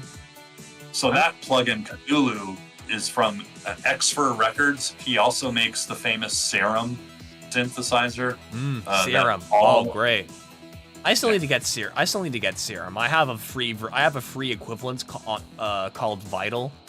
But I want to get Serum simply because of all the plugins people make. It's a more popular plugin. Anyway, I didn't mean to interrupt. No, Serum is made by the same company that makes Cthulhu. So Cthulhu came first though, so I was on that. That's a tool that I love. If you want to come up with some really unique chords and you're not a composer, you're not or somebody who reads music and understands music theory, so that tool is great. My favorite soft synth is called Diva. I'm trying to think of who makes it. I can't remember right now, but plug-in synth. So there's Serum, there's Massive from Native Instruments. Gotcha. There's a couple other big ones that everybody uses, and you can hear them in songs. People they just use a preset, and I hear them in popular songs. I'm like, that's Serum. That's a preset in Serum. It's a big. They didn't change anything. Those are all popular ones. But then Diva came out to try and be as analog sounding as possible. And of course, that's what I wanted. Serum was good, but it was only as good as you the artist are. If you can get in there and really understand Serum and tweak its parameters, because it has a lot of parameters that you can tweak, Then you can get an analog sound out of it. For the most part, Serum to me sounded pretty much like a digital synth. It was a great one, but it was a digital synth. But Diva had some kind of engine running in it that just made it sound like I could hit one note on a Diva synth and lock it, like hold it, walk away, come back 5 minutes later, and that note would be sounding slightly different. Wow, that's awesome. Not that it shifted completely out of that note range, but it shifted enough that it was different, and that's Just what like, happens with. Just like to. That's what happens with analog. Yeah, Real analog. Yeah. Synth. You could hit a note, walk out of the room, and a day later come back, and it sounds totally different because it's not digital. It's not analog. perfect. It's like analog deterioration. Yeah. That's dope as hell. So that's that. Yeah, I like Diva a lot for that because it's got some kind of really cool built-in engine where you feel more analog sound coming out of it. Then it's very, very warm. So that's one of the other tools. I use that almost primarily on Mechanism's Tail. That's cool. What other tools? I do have Slate Digital's subscription. Slate Digital's got a big, huge package that you pay, an annual fee for, but you get access to all of their plugins. But mainly out of the Slate Digital packages, I like their mixing and mastering tools. They've got a limiter. They've got a limiter called the FX something. I forget what it is. Some digit number.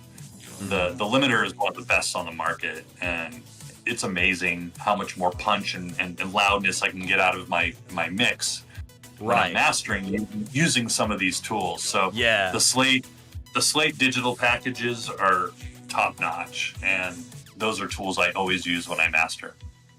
I usually use a lot of them when I'm mixing too, especially on the drum bus and stuff. But when I get to the point where I'm finally ready to master it, all I have is an EQ and this limiter. That's my mastering track. That's all I have on there. Everything else is done. Everything else is done in the mix.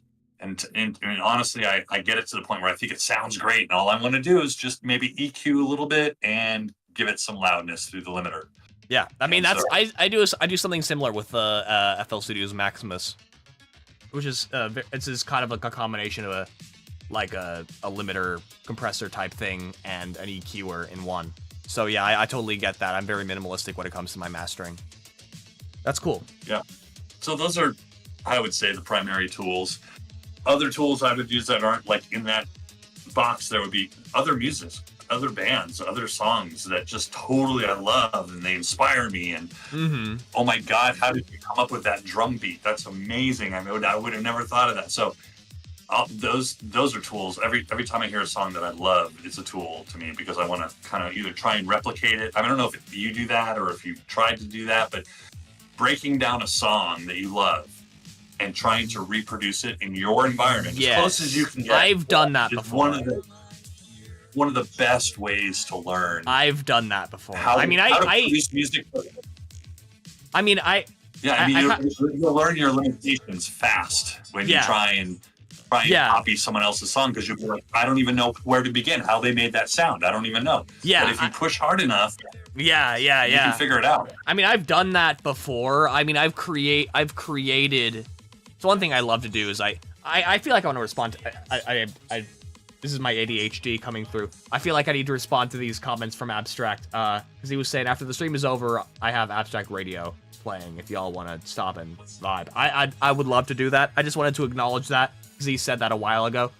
And Vox and Music said a few things about the plugins we were talking about too.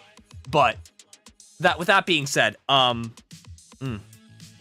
yes, I've created like a fuck ton of covers, and what I do there is like, so I'm a sucker for creating. I use a lot of voice synthesizers. How much do you know about voice synthesizers? I guess. What do you mean voice? I mean a voice. That are specific. I'm talking about like. I'm talking about like a voice. Talking about a voice synthesizer. Like it doesn't require your voice whatsoever. It's a synthesizer that can mimic human speech and sing. Oh yeah. Ableton's got one as just a component. in there. Oh, cool. I mean, So does FL Studio. That's cool. You want to hear? Do you ever play music on these interviews? Sure. Yeah. Yeah. Actually, I do. That's actually one of the things. I have a question. I have a question way ahead of here called "Show me your oldest and newest track," but you can play a song right now if you want. Go to. Should I do it or what you're gonna do? I can do it. I'll probably. I mean, you can send me the link. You can send me the link if you want in DMs. Go to. Yeah, I'll have to find it. But go to SoundCloud, and there's a song called Gibberish. Gibberish. Okay. Because I used that.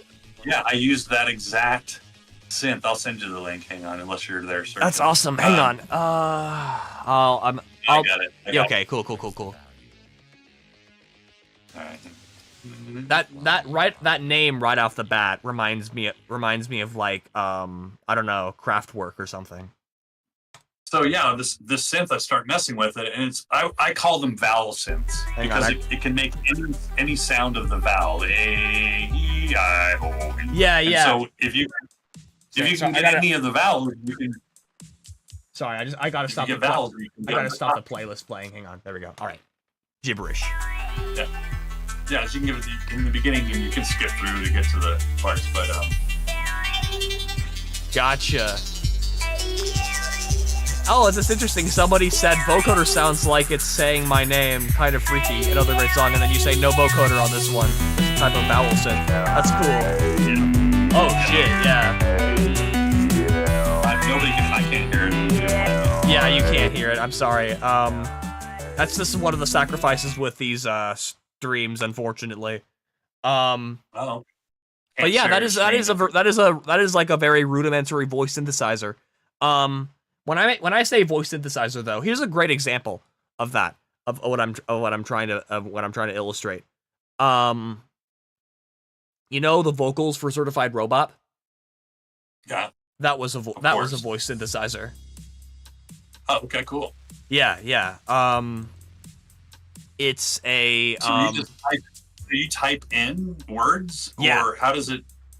Gotcha. I type in words. It's a text-to-speech voice synthesizer, but that particular voice synthesizer, I mean, with Vocaloid and Synthesizer V, they sample human speech, like human phonemes, to create syllables and words. But with that particular one, those were artificially created phonemes created purely with a synthesizer. No human voice involved. And it's not a carrier synth, is what they call them. If it's carrying a voice along with the synth, it's a carrier synth. If it's not, it's just a vocal synth. Yeah. That has that vowel type of sound programmed into it. But it can enunciate. It can pronounce. It can pronounce vowel phonemes, but it can pronounce consonant phonemes. It's really. Remember the old voice speak and spell? Yeah, the speak and spell. That's a good one. That's a great example of a voice synthesizer. It's I mean, you still have to you still have to like the speak and spells. You still have to I think put in new cartridges, or I don't know what I don't remember the technicality involved. Well, some words it wouldn't be able to enunciate perfectly, and you could fudge it by putting in different letters and making. You also mentioned right. You also mentioned I don't remember what context this was. Oh yeah, it was like this guy who used your song, and he was like, he would assemble old retro shit like the Commodore 64 computer or something. That just made me think of Software Automatic Mouth, which is actually the first digital voice synthesizer ever created. One of the first, I believe. One of the first. Maybe not the first, but one of the more prominent ones. Like I'm sure if I showed you a sample of the voice, you would recognize it. I don't know if you'd know where you recognize it, but you would recognize it. Yeah, everybody probably would. That speak and spell voice I'm talking about, and the vowel synth. Mm-hmm. They all sound the same because it is limited in how it can enunciate. Yeah, I mean they actually sound if you listen to them back to back to back to back, they do sound different in their own way, but they all have that robotic element to them. Specifically, software Automatic Mouth, or SAM, has a very distinct what's the word? what's the word I'm looking for? Banter? No, it's like a distortion. It's a bit crush. It's a very bit crushed and distorted in that way. Like it almost has a kind of a ring mod type effect to it, but I think it's basically just bit crushed because it's all digitized and compressed. It's one of the earliest purely digital of like that isn't like a chip, like an analog chip with a bunch of sounds in it. It's purely stored on the computer alone, and you can install it through software. Hence the name Software Automatic Mouth. But anyway, that's a huge fucking tangent. What I mean to say is, I use those kinds of synthesizers in chip speech, but also I use Vocaloid, and what I'm trying to say is I use like these voice synthesizers, and I create cover songs with those voice synthesizers based on other people's songs. This goes way back to your question you asked me about, like, oh, do you try to recreate other people's music? And I do. Yeah, I mean, I have a whole SoundCloud called KC covers, or K covers. Like my initials, my initials are KC, and the C is for covers. It's pretty cool. Anyway, I didn't mean to interrupt you. Covering songs is, like I said, that's fun, and that's when you can. I mean, that's different than deconstructing songs, kind of. When I say cover, I also I recreated the entire instrumental too. Own. Yeah, making it your own. It's like, you're adding a little something. I mean, I would say that personally, this is the snob in me we were talking about earlier. I would say there's a difference between a cover and a tribute. And a cover is pretty much, you're trying to copy the song and you're covering it. Whereas a tribute, you can take that song and by calling it your version of tribute, you can do whatever the hell you want with it. Sure. Yeah. Right. Sure. Yeah. That's kind of how I view it, anyways. I agree. No, I agree. That's a nice word to describe it too. As a tribute. I never knew, like, I always call them covers, or remixes. Albums, right? Yeah. There was a phase when they were putting out like a tribute album, Duran Duran tribute album, or and other bands would just cover or tribute, their songs, So yeah. But deconstructing is what we were originally talking about. Is kind of different. It's like when you actually approach the song with the goal to deconstruct it. You want to understand how that person made that sound, how they did this. And so you just bring their track into your DAW, and you start with, okay, beats per minute. Let's just figure out what that is. And what key is it in? There, it's an key of E. All right, it starts, okay. And you just break it down. You start with maybe the bass line or whatever. And if there's parts that are so complex that you can't figure it out by listening to it normal, you turn down the beats per minute, you slow it down so you can really hear the dong, dong. Yeah. There's ways to deconstruct songs completely, and then when you're done doing it, you learn so much. Deconstruction is a really great learning tool. Yeah, no, when I say, I don't know if the word cover does it justice, because I want to emphasize that I recreate everything in the song, not just the voice. It's a tribute. I would call it tribute. Yeah, that's fair. I would say that I still try to, sometimes, not always, but I'll often try to get the instrumental as close as I can to the original, but I would still say it's a tribute because I can't always do that with the equipment I have at my disposal and the knowledge base. It's a cover, dude. I'm not going to say you can't use the word cover. I mean, most people understand when you covered this song. Check it out. Yeah. They're not going to care if it's identical or kind of you've made it kind of your own. They don't care. No. Yeah.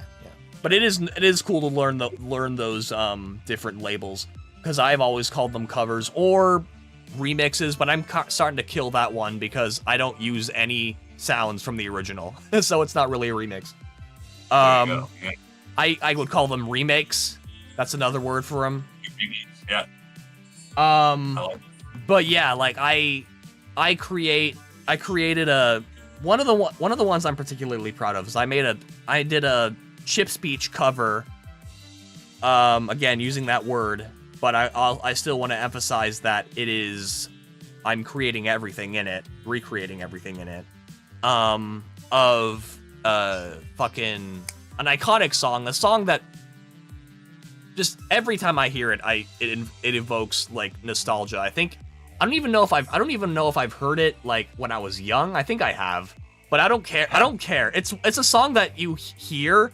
It doesn't matter when you hear it. I feel like it just has the nostalgia factor built into it. I think I heard it when I was young, but I think even if I didn't hear it, even if I heard it for the first time, I think it would still give me that nostalgia feel, because it's just nostalgic. What song? It is Don't Stop Believin' by Journey. Oh, okay. Yeah, for sure. Yeah. It's an anthem song. Abstract said he got part of Marilyn Manson song. Wasn't happy with it. Yeah, I remember that song. But I recreated that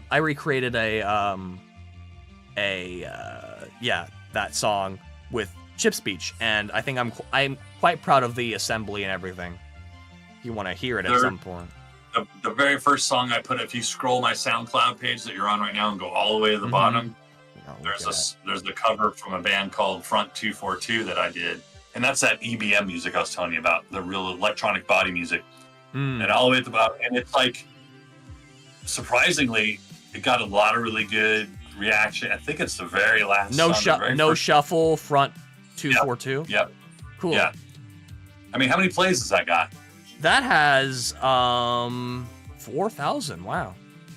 Yeah, it's weird. I do a cover of a song and put it up there, and I'll even call it a tribute, because I did change it a little bit, but I did try to get it pretty much like the original. You recreated everything in it, right?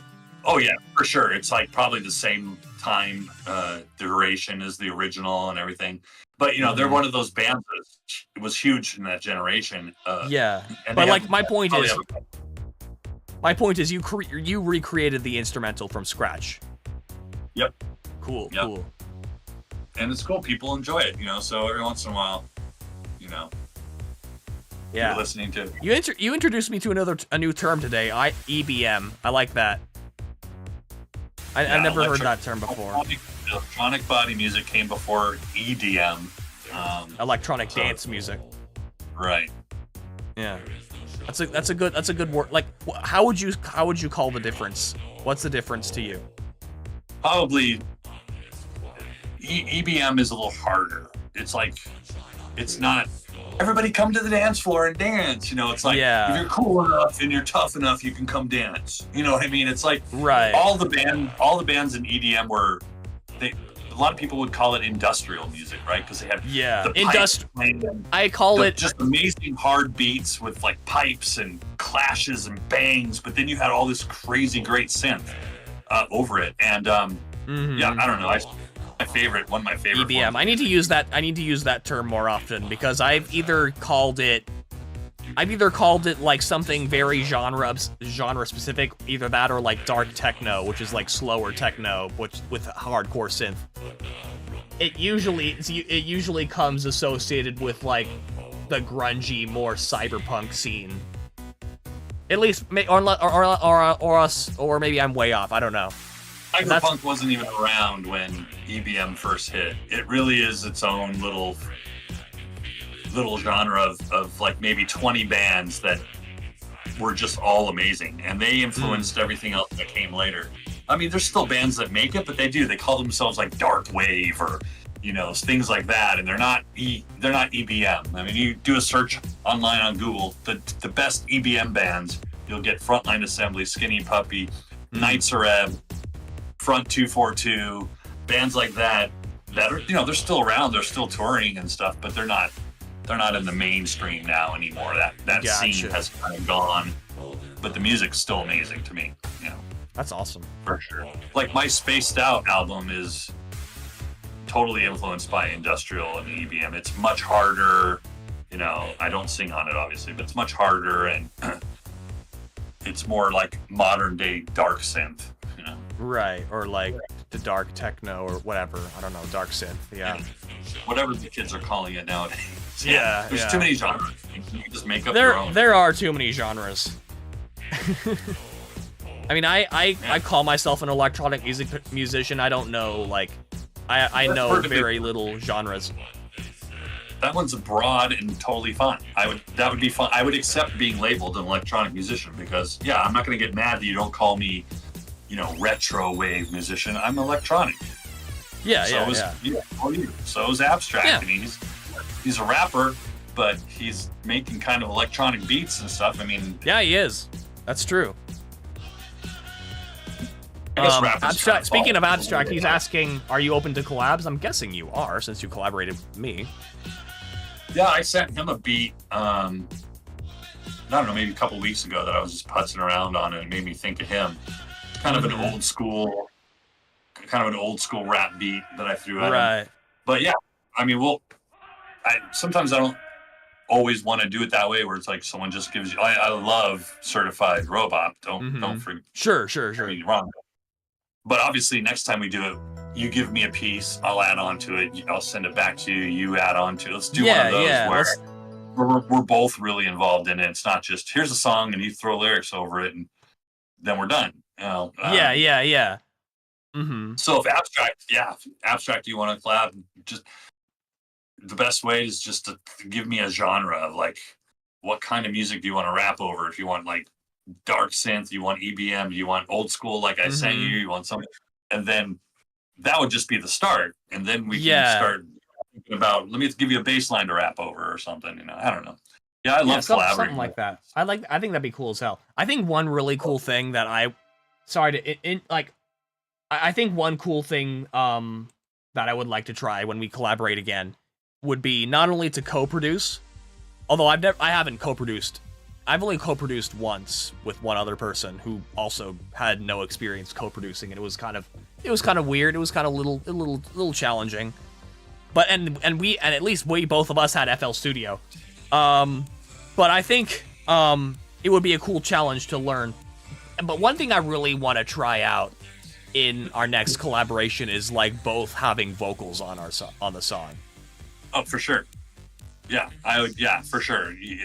But the one thing I would say is like you would have to pick a clear vocoder voice that you're using, and so we're separate. So it's not like somebody thinks it's the same person. Yeah, no, I would probably adopt the same vocoder settings I used in Sing For You. I like that. Those are awesome. Yeah. And then it could be where I do the chorus and you do the verses. Something like that. Yeah. And we could even have like a we could do the call and response thing too, Yeah, if we want. Yeah. Another thing, like I do like the chorus verse dynamic as well. It's cool. I mean, one idea too is like like it would like one way to organize a collab would be maybe having one person do the I don't know. I'm just spitballing here. I mean, I don't know which one is a more I think it would be cool if we I don't know. I don't know what the hell I'm saying. It doesn't matter. You just throw a beat at me, and then I'll throw a lead at you, and that's how it works. You just kind of throw stuff back and forth. I mean, you're not gonna throw a whole complete song at someone, so I would just throw you a 32 bar beat, and then you could say, yeah, that's cool, I love it, or no, how about we add a cowbell? It needs more cowbell. Something. Or whatever. Yeah, I mean, just have fun we'll with figure it out. Yeah. I think that's dope as hell. Should we do like stems?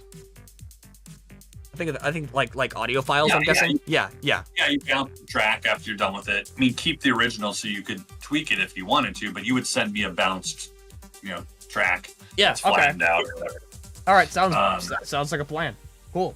Yeah, that's fun stuff. Yeah. I think we went way off the beaten road here, the beaten path. Oh yeah. Well, Jack was saying he does remember I sent him a beat, but he wants to do one on a synthwave, which would be totally cool. So I'm down for that. Yeah. But I remember Abstract. I remember you Sorry to interrupt. No, go ahead. I remember Abstract. I remember you did like a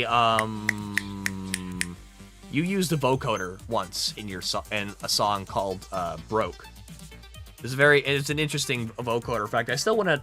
You kind of explained how you did it. It was like kind of a, I don't know. I think it'd be cool if you tried to do a do a vocoder thing.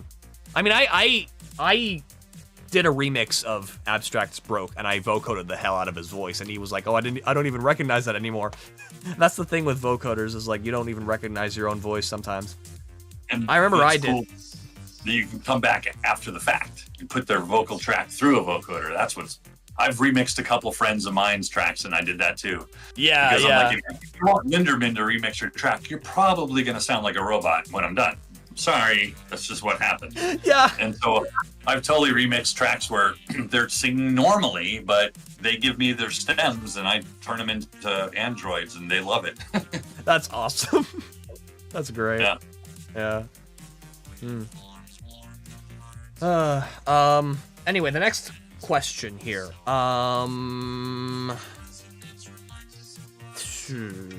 Okay, these are questions that I know at least this one question I know the answer to. I'm not even going to entertain it. I'm just going to tell you what it is, but you don't have to answer it. Do you use a distributor? Do you use a distributor? I know the answer to that. The next. Bro. Yeah, DistroKid, which by the way I recommend. It's pretty cool. My next one is, do you use a publishing administrator? Me, myself, and I. Okay. So okay, interesting. I mean, it's interesting you say you don't use a publishing administrator. I would, to the extent I know anything about publishing administrators, which is, I'll admit, not very much. They do collect performance royalties, and it seems like you've been around the block when it comes to live performing. I would recommend it just because of that alone. If I was wanting, if you want to, of course. Yeah, if I was wanting to tour and totally go on a publicity run for a new album, then I would hire someone to help with that for sure. I mean, that's sure. What's your end goal? You know, you would invest in areas that you would see that would grow your brand, and for sure, you want to get somebody who knows what they're doing. Yeah, but I'm not even talking about like a guy or like a contractor or anything like that. I'm talking about. So a publishing administrator is similar to a distributor. It's some company that you sign up for. They collect performance royalties. Like, for example, that Australian DJ or whatever who is playing your track, you might have been able to collect royalties from that. I think that might be pretty cool. Just, I don't know. I don't know. Yeah, I don't know how it works. I agree, but I think there would be a level or ceiling that you would have to cross before you really start looking to do that. Because in the beginning, you want everybody to play your music. I'm not going to charge you. Play it. Sure. Expose me. Get as many ears on my music as possible. And I mean, shit, I'll pay you to listen to my music. You know what I mean? Yeah. So then you get to the point where you're popular and people want to hear your music. They're going to go search for you. That's when you've kind of crossed the line or that threshold in my mind, that where I would start considering having something like administrative. Yeah, that makes sense. That makes sense. I don't know how that. Again, I'm not the biggest expert on how any of that shit works. I don't know. You gotta be pretty established before you're gonna need something like that. Like I don't know if the DJ. I don't know how the publishing administrator collects their royalties. I don't know if they literally like charge the people. I think it's just like a cut or something, like out of the income, the royalties. Well, I know what you're saying. Like, technically, if a DJ is out in a club, they're getting paid to entertain the people in the club, and they're playing your song.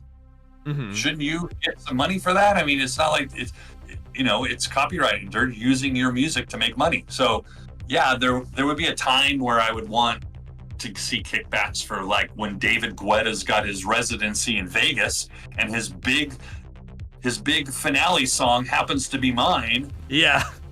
I better get a little piece of the pot, Yeah. Again, you have to be there to demand that sort of thing. Sure. Yeah. I just can't seem to figure out the vocoder to make it not sound staticky and too many high frequencies. Interesting. Oh, yeah. Takes some tweaking and stuff. I mean, at least the one in Ableton's got so many options you can tweak and stuff. And it's never good right out of the box. What I mean by that is when I hook up my microphone on a track and then I send it through a synth that's going to be the carrier for the vocoder sound, it never sounds good right away. I always have to do tweaking to get either the balance between the synth and my voice even, or the high frequencies and that real, I know exactly what he's talking about. Like vocoders, that high-pitched treble stuff that comes through. Yeah, there's some ways to get around it, but it's just time with the instrument, getting used to it. Some old-fashioned EQ could probably help with that as well. I don't know. For sure. Yeah, you can always EQ frequencies the F out. Yeah. Let's see here. I think we're getting down to it with when it comes to technical questions. Then we're gonna get to the artist trivia, which is some fun shit. Cool. Okay, this is the last question. What's something you feel needs improvement? Just like something I'm just like my music. Yeah, or just like something you're not happy with currently that you feel like you want to improve when it comes to your music.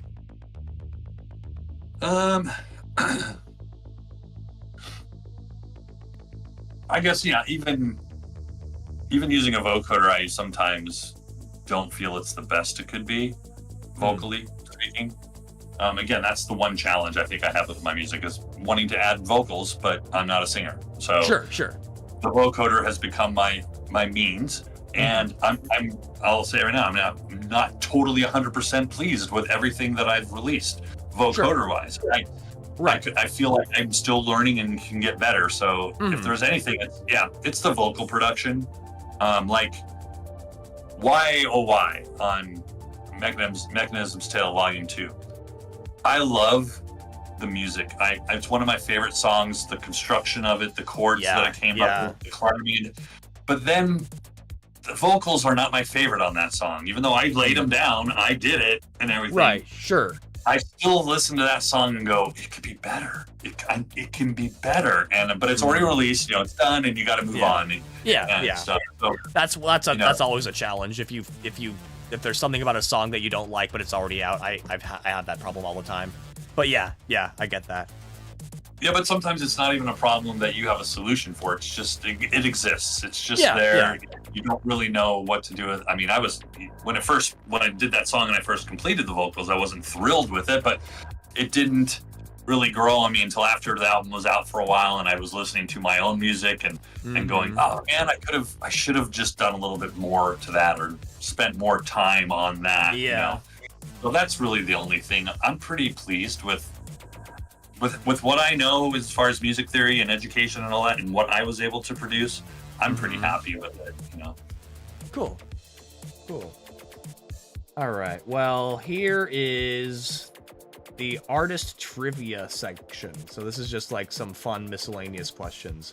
This was kind of this whole list of questions was kind of created based on like fan suggestions, just like fun dumb shit. Like, who's an artist we wouldn't expect you to listen to based on the vibe you give off?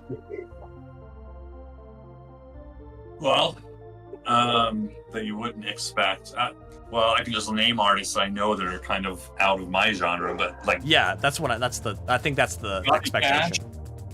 Johnny Cash. Like I just recently. I mean, I've listened to him my whole life because he's got these great hit songs, but you hear him covering Nine Inch Nails' "Hurt."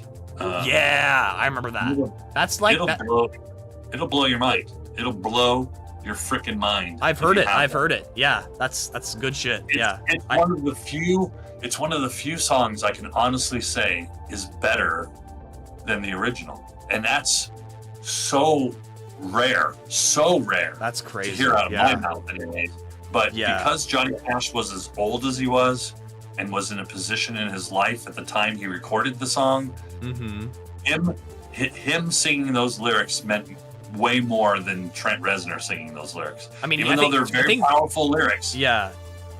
that Johnny Cash song is better than the original, and it's so hard to do. So yeah, you wouldn't expect me to throw on Johnny Cash, that's for sure. No, but I do want to mention that. I do want to. Sorry to interrupt. I do want to mention that. Like, I think Trent said that it was that. I think Trent said that when he released it, it was like, oh, okay, this is his song now or something. Yep, he did. He said it's his song. I kind of enjoy. I still enjoy the Nine Inch Nails original version based on audio, like from the auditory experience. But I really enjoy. I also like. I prefer like the sound selection from Nine Inch Nails, but obviously Johnny Cash's like experience and life experience, he's more qualified to sing it. Yeah, I think exactly. And that's why it was a good one, and that's why you might find me playing some Johnny Cash. Yeah, and then I will, because I grew up in the 80s and 90s. I like hair band music sometimes, like early Motley Crue. Throw on some Cinderella, just for fun. I'll throw on some hair bands, and it's not like it's not about the appreciation of the complex music that they created. It's more about the nostalgia that it brings back, So I like that. Yeah, I like that. And then I grew up on punk rock too. I mean, that was a big thing for me. It was skateboarding and punk rock. So you might not know it, but 9 times out of 10, I'm throwing on like old school punk, like Black Flag and stuff like that. So cool. That's a genre I love. Nice. For me, it was like reggae and Bob Marley, and Johnny Cash, Strangely, coincidentally enough. Now, how about music about cute ducks? Are you referring to your latest release with Klizmik Abstract? Still have to buy that. I have to put that on my bill.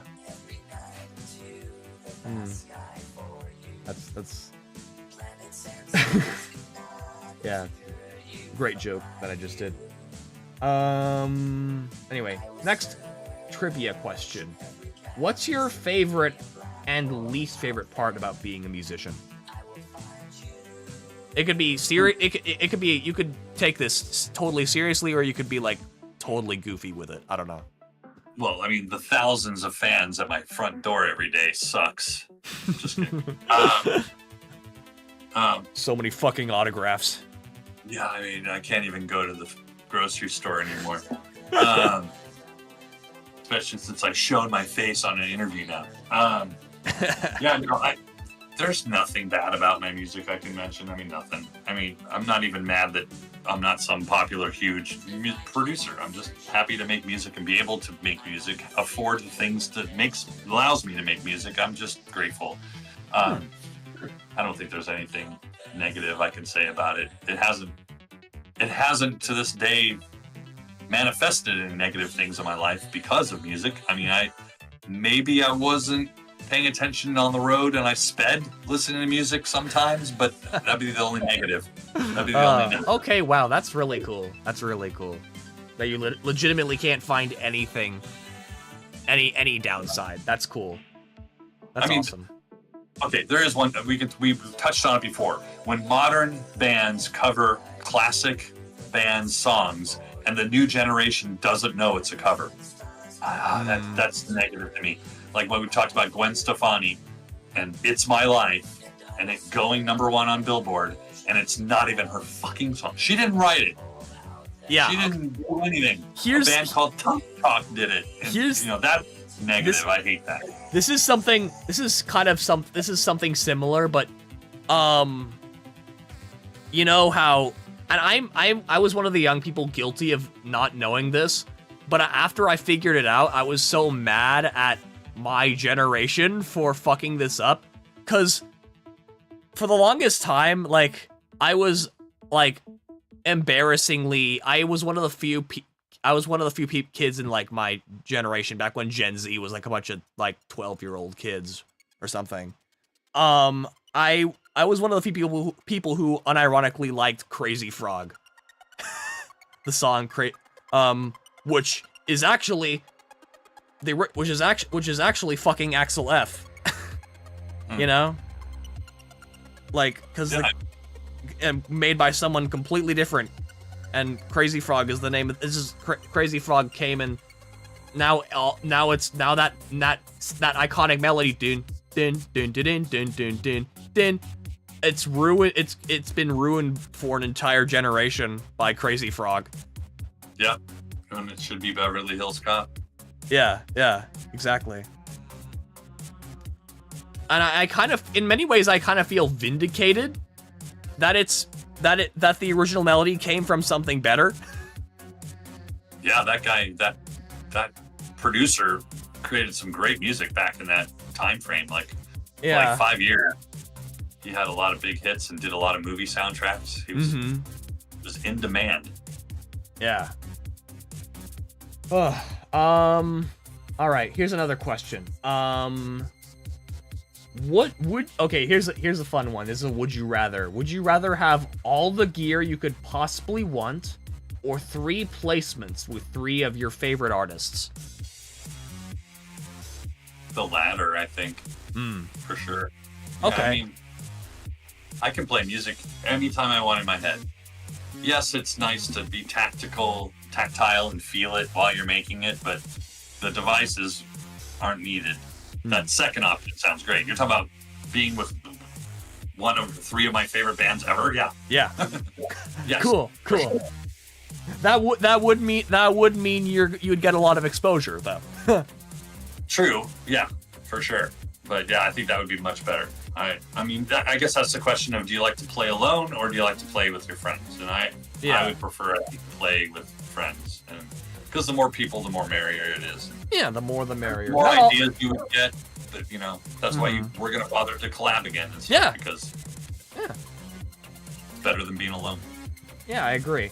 For the longest time I wanted to be in a band, but I was just, I mean, I'm not the best, I'm not the most well equipped to be in a band just because I don't perform live. I don't perform anything live, but I've wanted to be in a band for a long time.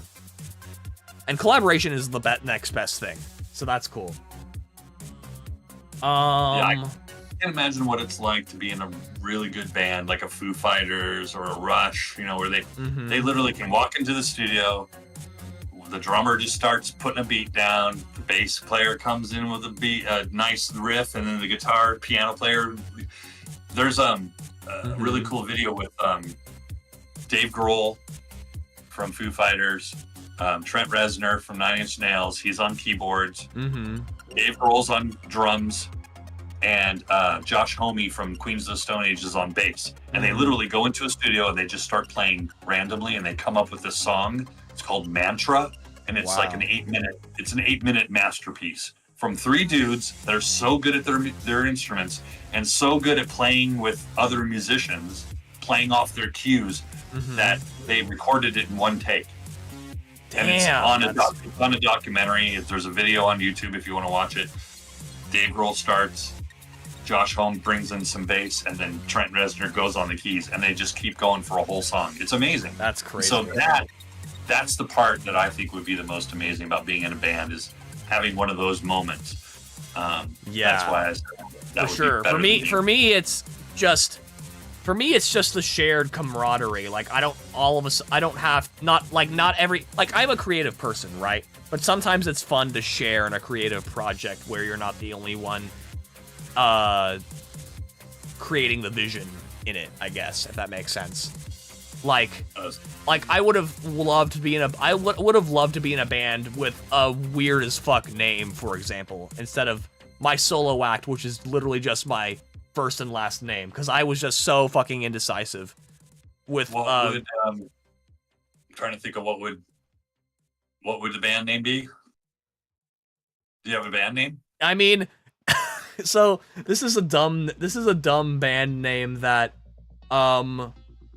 a few friends of mine who aren't a few friends of mine, 2 of them I don't speak to anymore, came up with. None of us were music, like a majority of us knew nothing about making music. We just wanted to be in a band. I was among the few who, none of us really knew what we were doing. We just kind of had a Discord server and we're trying to experiment. The bands in the universe start that way. Yeah, that's Be the drummer. Then your other friends, oh, I'll play guitar. Yeah. I mean, it always comes from humble beginnings. In this particular case, it never got anywhere. But the name was Carcinogens of California. Okay. It was supposed to be like a punk band because everyone into like a majority of the friend group was into that kind of shit. But COC is too big of a punk band already, man. You already screwed yourself with your name. Corrosion of Conformity. I mean, come on, they're one of the biggest punk bands ever. They're COC. You can't be COC. Never thought of that. You would have had to pick a different name. Yeah, Corrosion of Conformity. Come on, COC. They're a major punk band. Yeah. I haven't listened to them in a while. I gotta break out some COC. Anyhow, let's see.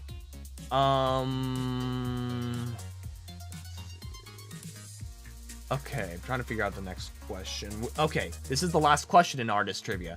If you could only choose one of these, would you pick producing or vocalizing? I'm pretty sure I know your answer, but I don't know. Yeah, probably producing. You know. Yeah. Because like I said, I don't fancy myself a singer. I get by. I do what I need to do with technology. But yeah, I like producing music, and I definitely spend way more time on creating the chords, coming up with the hooks, than I do writing down lyrics, and sure, stuff like that. Yeah. It's so funny that that's the case, and yet, I immediately fell in love with your music because of the vocoder. That was one of the main things. I knew that that would be a hook too, Yeah. You like my music or you're not, and one of the hooks that hook people liking my music is that I use a vocoder. Other ones are it's synths and it's retro or whatever. I mean, Abstract says his band name would have been Raw Fish. There's a cool band called Fishbone. They're kind of a funky punk band called Fishbone. I don't think they're around anymore, but they were pretty popular. I always loved their name. That's funny. That's great. I mean, when I hear that name, I imagine funky punk. That makes sense. It's kind of goofy, but also a little like edgy. Yeah, and they had like a 3-piece brass, the trombone and a trumpet, and so they were kind of ska punk. Yeah, I that's cool. Yeah, I know a few. I know a few like punk musicians who like experiment with, who are like into ska as well. It's a cool thing. Let's see here. I think this is the final segment. This is like the final segment of the whole interview, and it's how did you get it's a how did you get here segment, which consists of a lot of like questions when it comes to like just I don't know, and like time and like how did you like basically your life story, how and like the first question in this is, what was your first introduction to music? My dad, he played trumpet professionally, jazz trumpet. He did it part-time, but it was always part of his life. So he would practice in his office at our house every night for at least an hour or two. I mean, not every night, every other night, I'd say, but he was in there diligently doing his scales, going through all those motions that you do when you practice your instrument. Right. And then he would gig around town, and as I got older, I could go with him. And so I really got exposed to large big band jazz, which if you haven't gone to a big band jazz concert, it's pretty damn powerful. It's almost like going to a metal concert when they're like, the same thing, the same amount of power it comes at you when you have a full brass section going right at you. Yeah. I realized when I was young that all kinds of music can move you. And it does not one particular music owns the rights to make you mad or owns the rights to make you feel happy and enlightened. No, any music in the genre can do it. And so jazz was my first foray into music, and my dad wanted me to be involved in it, so he'd teach me about it. He'd play his trumpet. If I'd sleep in, if I was a kid and I was a teenager, like 13, and I'd want to sleep in on the weekends, my dad would kick in the door with his trumpet, wake me up. Oh, that's So great. my first exposure to music was my dad and his trumpet, That's and great. his music collection, which I have now that he's passed. I've got, let me just I'm not even looking. I'm just going to randomly grab up in my album collection, and we'll see what we pulled out. Miles Davis. Cool. So I mean, that's like got- that's a vinyl, huh? That's cool. Oh yeah, yeah. That's the other thing. I've got all my dad's original vinyls. Damn. So, jazz was played in the house on the record player. My dad played it. So that was what music was to me. And then I got to be like 15, and I hung a Twisted Sister poster on my wall one day in my room. My dad came in and saw it and said, "You just ripped it right off the wall." What the hell? Because there was a generation split in like the 60s where, rock and roll kind of took over jazz, because there was a time before that, before the 60s, in the early 60s, early 50s, there was no rock and roll. Like the Chuck Berrys and all those people came later. It was jazz. You go see big bands, Count Basie and all those. Yeah. So my dad hated the fact that music scene was dying, that jazz was dying, and that there wasn't a jazz club in Phoenix where I lived when I was growing up until later they built one, Right. So he didn't like rock and roll music at all, and then when MTV hit, he was just like, "What is this? Why are those men wearing makeup and all this stuff?" So, but yeah, that's my music. My music exposure first was with my dad and jazz, so I kind of knew what good music was early on. Like it is fascinating how genres change over time and the cultural implications that holds. It's interesting. Oh, here's a fun story. It's a quick one. My dad, when he was younger, he grew up in Chicago, so he played in all the great jazz clubs in Chicago. But then he ended up moving to LA when he was a young man in his mid-20s. He was able to get into a club and regularly play as the trumpet player in this jazz band in LA. Well, one night the owner comes up to him and says, "Hey, Jerry, you can't play right now. We got a singer that wants to come up, and she doesn't want to play with you." Oh. And my dad's like, "Well, what do you mean?" "Well, she won't play with white men." And it was Billie Holiday, famous jazz singer. Famous jazz singer, Billie Holiday, wanted to sing on stage, but she wouldn't go on stage with a white guy because it was reverse there. The racism was kind of, the black people really held on to jazz as being theirs, and they didn't really appreciate white people coming into their culture and doing it. Eventually, there was enough of them, so white guys that could play that were amazing, and it didn't matter. But there were times where I'd hear these stories from my dad about how hard it was to be into jazz, being a white guy. Right. And also not wanting to do all the drugs that they were doing too back in the day. I mean, jazz was the heroin epicenter for a long time. Right. Anyway, that was just a funny little story, but that's the cultures of music they're all their own. Everybody's got the way you're supposed to dress, the way you're supposed to act, and all that. It's interesting how music can spawn a physical culture as well, as on top of just the music. Yeah, for sure. All right. So here's the next question. In this segment.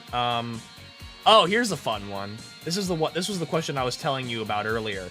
It's show us your oldest and newest tracks. Just like you could send in your the oldest track you still have available, and then we can compare it to your latest track, and I can listen to them both on stream if you want to do that.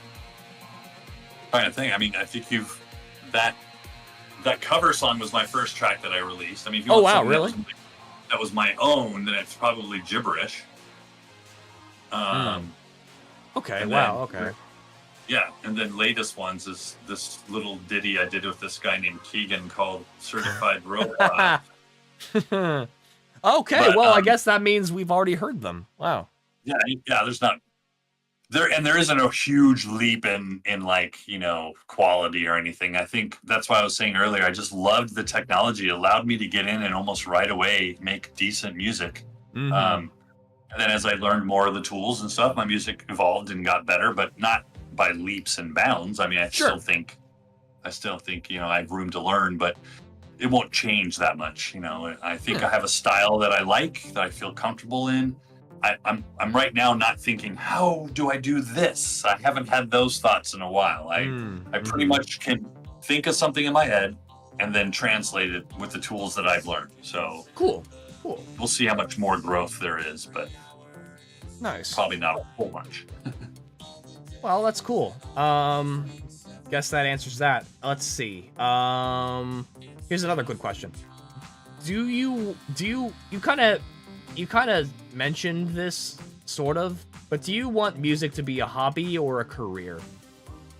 Oh, it's just a hobby for me. Yeah, I'm a UI UX designer by trade. So I'm already digital, doing that kind of stuff. I've been web designing and designing apps for years. So it never was going to be my bread maker, and I'm glad that it isn't. I don't need to look to music to make money, because then there could be. There's a relationship between me and music, and probably you. Everybody's got their own relationship with it, and anytime you introduce money into a relationship, I don't care what relationship it is, you and your wife, you and your music, it does. You just introduce money into it, and it fucks things up. Money just fucks things up. So I don't want to. I never wanted music to be something that I needed to depend on for money. If my song gets discovered and it gets put in this new director's movie that just blows up and everybody on the planet sees it and they want to know that song, and then I get popular, fine. It's kind of like that 8-bit guy story I was telling you about. When I found out that I get all of these people eyes on me because of him, I was like, that's totally cool. All right, so that would be fun, but it's not needed. It's just a little extra sugar, a little extra frosting on the cake. If I would have started at your age, I might have considered it being a career choice. I have time to learn and grow, but I got into music making later in my life. I already had a career. I already had kids. When did you start? Whatever the first post there date is, probably like 2015, 16. How old were you then, and how old are you now? Oh, I'm not giving my age. Okay, fair enough. Sorry. 40s. I'm in my 40s, so it's like, why would I start a new career now? Fair enough. When I all right. Yeah. So, but I did all that stuff too when I was a kid. I tried. I was in a punk band, a garage band with my friends. We played shows, and when I was in high school, I played with some decent bands at the time. You wouldn't know them, but they're punk bands that are big. Cool. I did all that, but life. It's surprising what life will do to you. I told you I did a lot of writing in a journal in black ink and red ink. Well, I was doing stand-up comedy for years. And I would write in black ink and red ink to try and find out which one's funnier, But then I met my wife at work. And I no longer was going to go to California to try and be a comedian. I was no longer going to move to out of state to try and make it. I was going to stay with the woman I loved, that I fell in love with, Yeah. So that makes life takes you all different directions. You never know what's going to be. I'm happy that music's been in my life in some way, always throughout my life. And I'm happy that now, at this stage of my life, I can make music. So I have no complaints.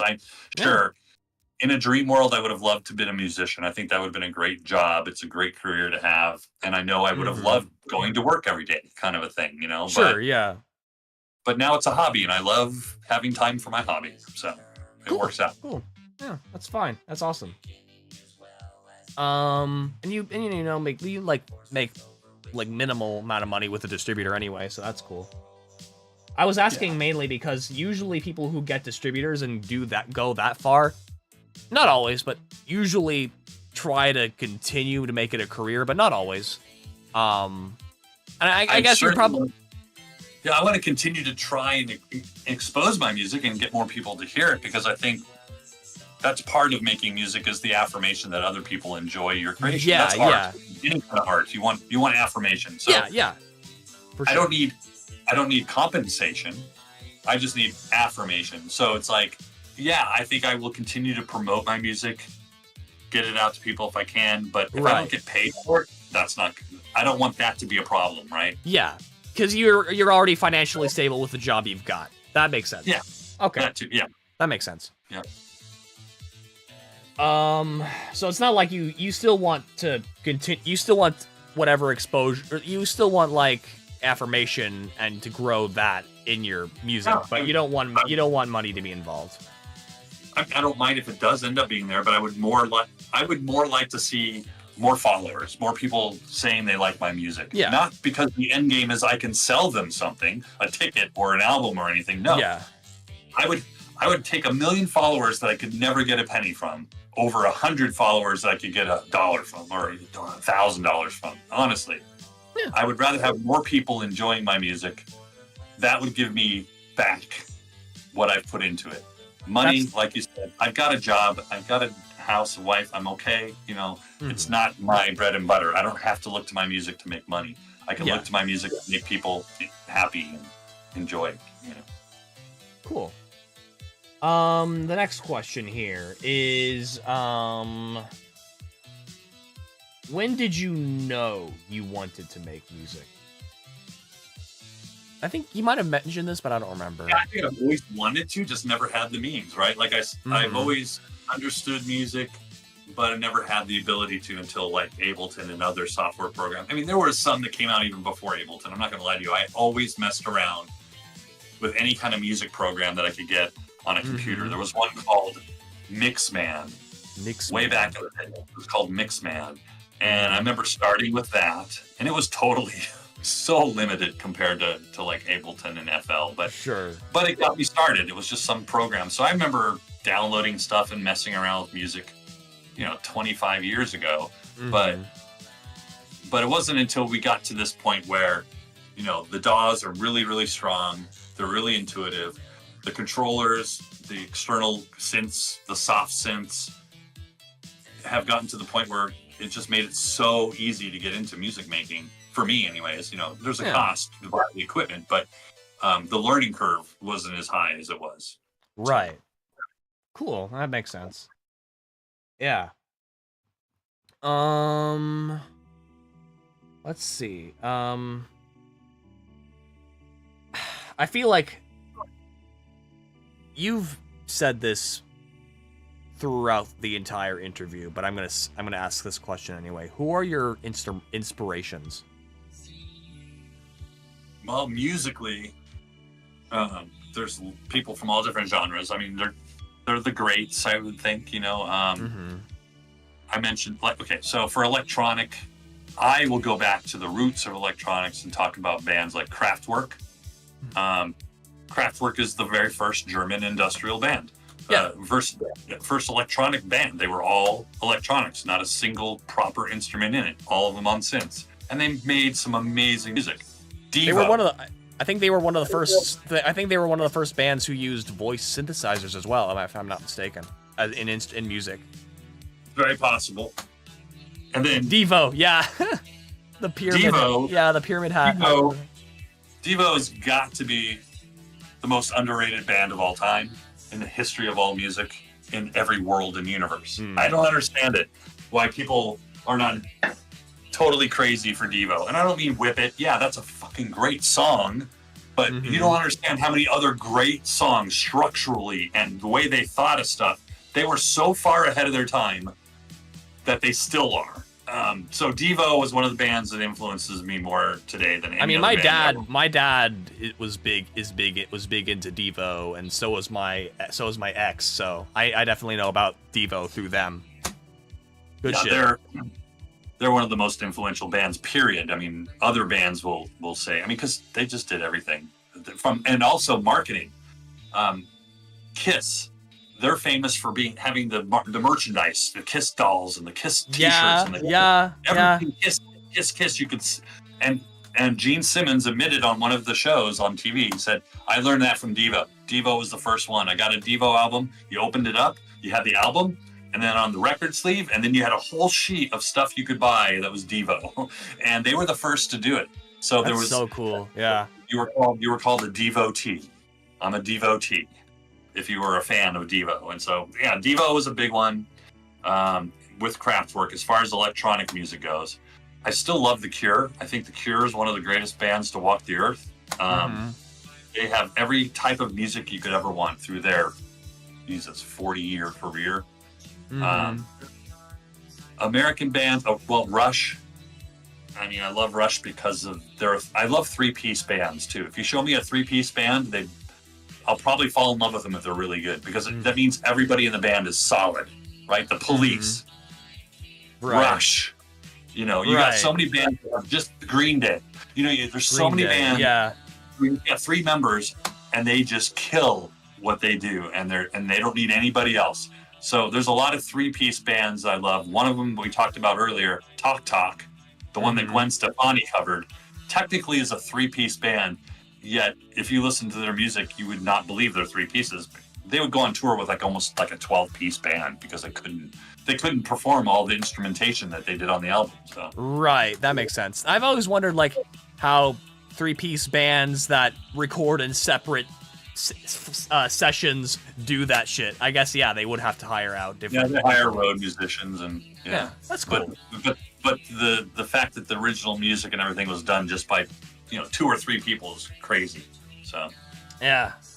So those are the kind of bands that influence me. The ones that are either working with little but doing a lot, like a 3-piece band, or the ones that are just so far ahead of their time that sometimes people don't get it. And Devo's one of the best examples of one of those bands that most people don't get them. Most people don't have enough up here to even get them.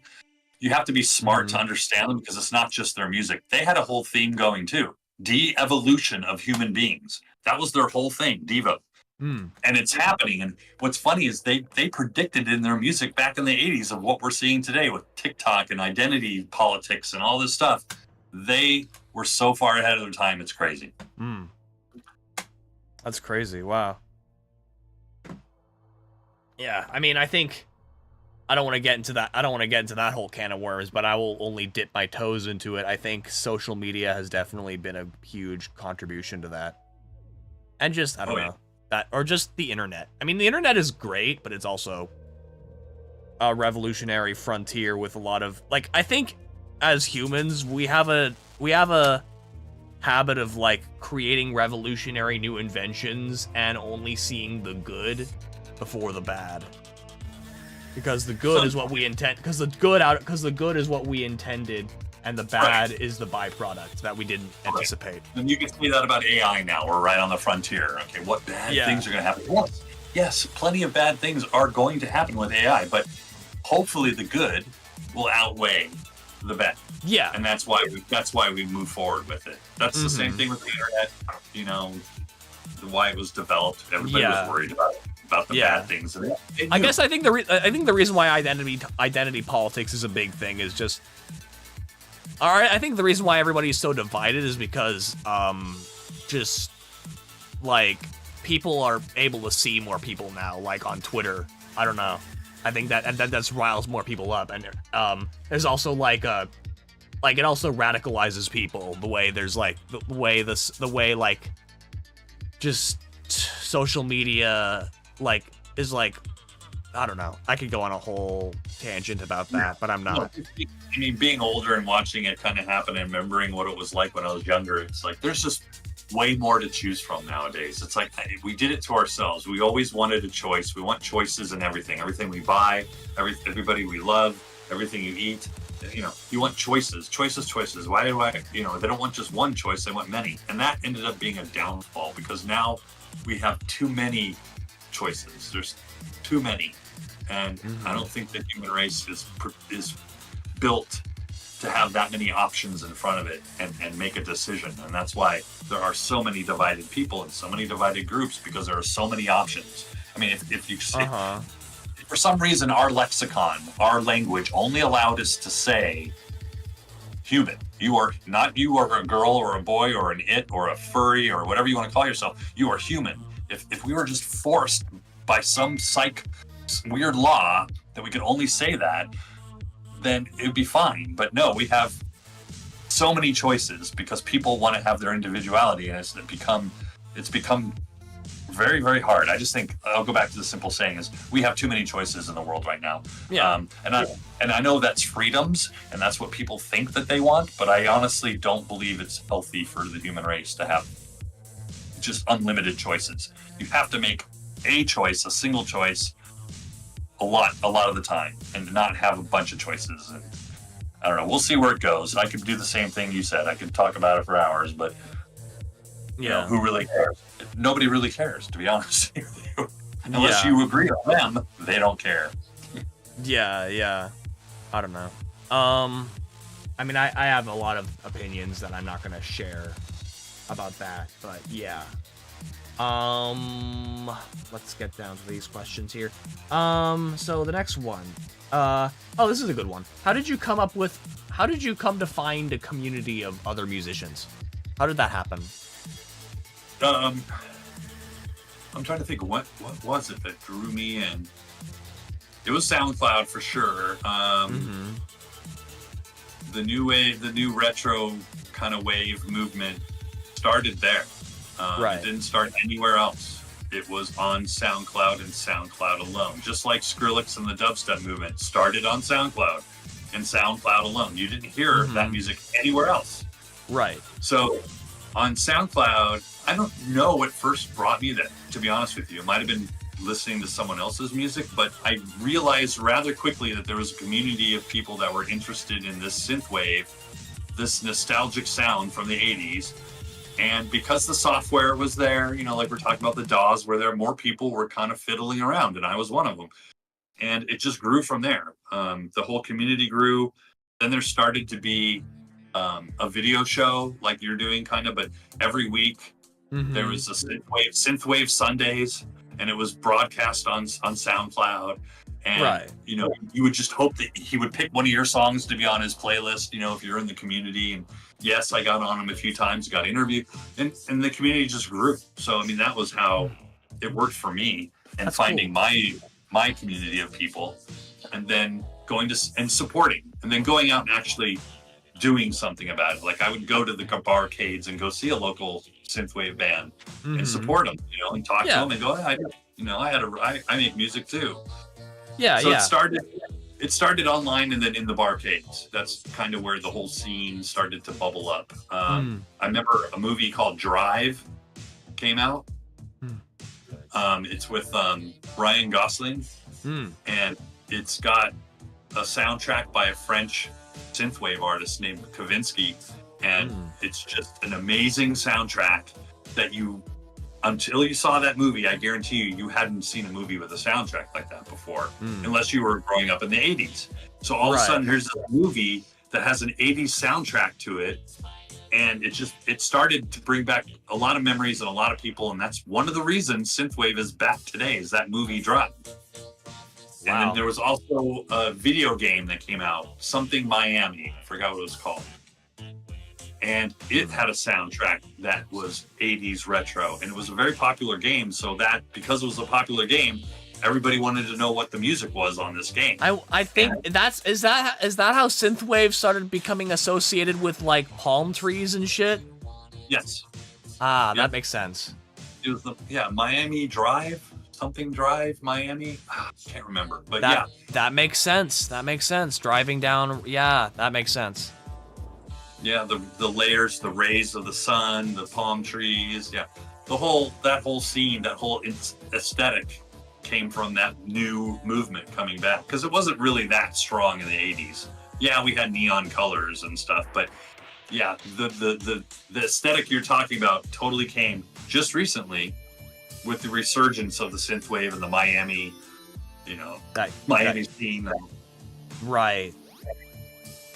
That makes sense. For sure. Fascinating. Let's see.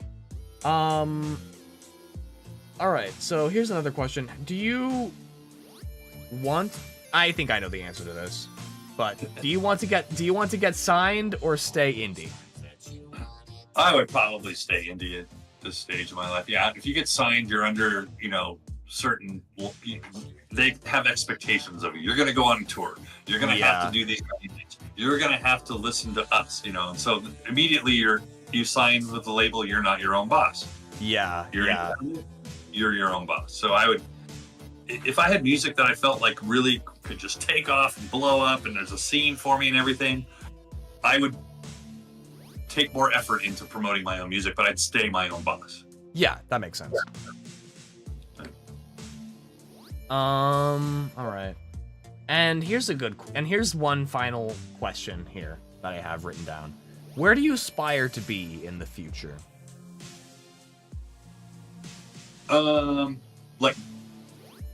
Musically speaking, I hope I release more music and I have a decent catalog that, it's also kind of like your personal, what you're leaving behind. Right. In this mortal world, right. Yeah, what your we're leaving legacy. behind. It's a legacy, it's something my kids can listen to after I'm long gone. Not that I care about any strangers listening to my song. That's nice and all. But the idea that I've created this stuff that'll live forever, and my great grandkids could possibly listen to stuff that I produced. Right. So that's what's important to me in my music. It's the legacy, what I'm leaving behind, and the fact that I can leave something behind that'll last, hopefully forever.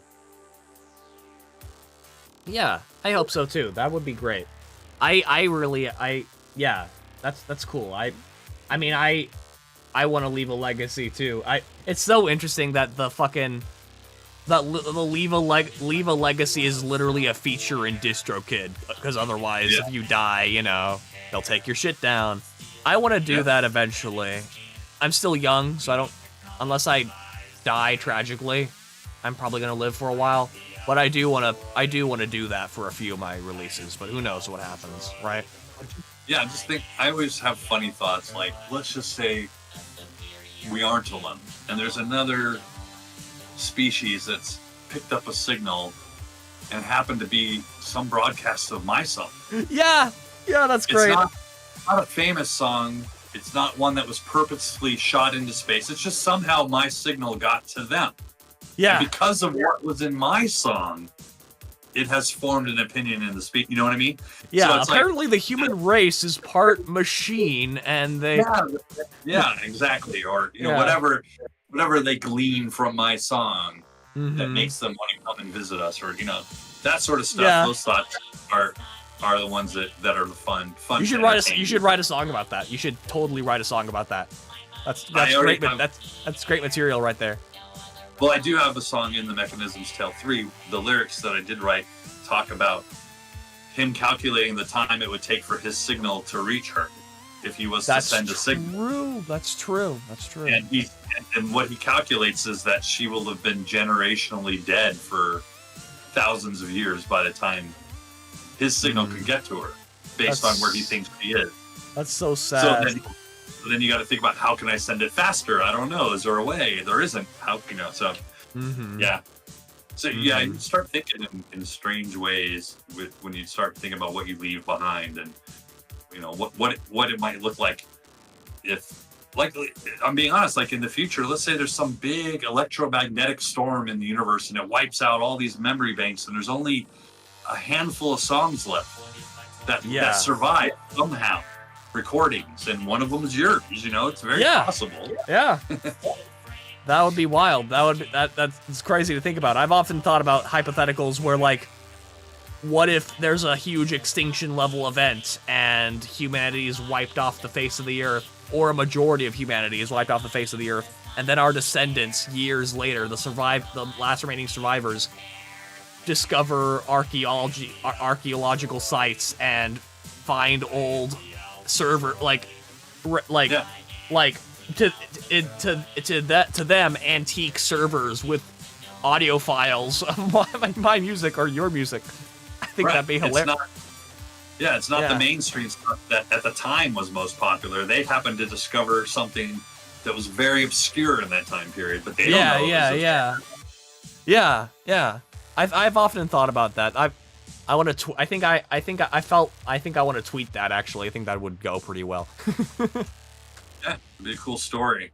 It'd be Yeah. a cool movie to see, like, you know, when like another alien race receiving a signal and it's just a song that nobody's heard before because it wasn't a very popular song, but lyrically it does something to make the aliens do something. I don't know. Yeah, that'd be really cool. Yeah. There was a funny movie that was out recently where, I don't know, a guy gets in like he's a songwriter and he sucks. He can't write a good song for the life of him. And then he gets in a car accident. He's on a bicycle and he gets in a car hits him and he gets up. And for some reason now the world he's in, the Beatles never existed. And he's just sitting down with his friends and he's playing, you know, Hey Jude, da da da da. And they're all going, wow, that's a beautiful song. We never heard that before. And he's like, what are you talking about? It's the Beatles. And they're like, who? It's such a funny movie. So what he ends up doing is becoming hugely famous in this new world where the Beatles don't exist by ripping them off all the Beatles songs because, you know, he knows them by heart. He's a musician in the Beatles. If you pretty much know all the Beatles songs. Right. So he starts releasing all these Beatles songs in this world where the Beatles don't exist, and he becomes hugely popular. It's a really funny movie. I can't remember what it's called. So funny. It might be entitled like a Beatles song, and I can't remember what now. But using the Beatles is a great example because I feel like it's just they're one of the few bands that are kind of like cult that are like cross generational. Like everyone's heard of them, you know. Oh yeah. No, that they're already embedded in so many things that their songs have transcended being songs. Like now they're in pop culture. They're in catchphrases. They're in, you know, if someone says, you know, what is this, Sgt. Pepper's Lonely Hearts Club Band? What are we doing here? People will know what that reference means. Yeah, you know, Beatles, where they were totally on drugs. So that's what that means, you know. So anyway, yeah, it's fun to think about oddball things like that. No, for sure. Crazy to imagine a world where certain things never would have existed. That's such a crazy hypothetical. Something you can never. That's why the movie was so funny. It's great. Yeah. Was it like a comedy or something? Yeah, it was a love story comedy, actually. It was between the guy and this girl that he's trying to impress and whatever, and then he becomes famous, and he forgets that he was, like, trying to impress this girl. And once he becomes famous and stuff, she's kind of like, I don't want anything to do with you. And he's like, what do you mean? I wrote the greatest songs in the world, you know? Right. It's pretty funny. It's an Indian actor. I can't remember his name.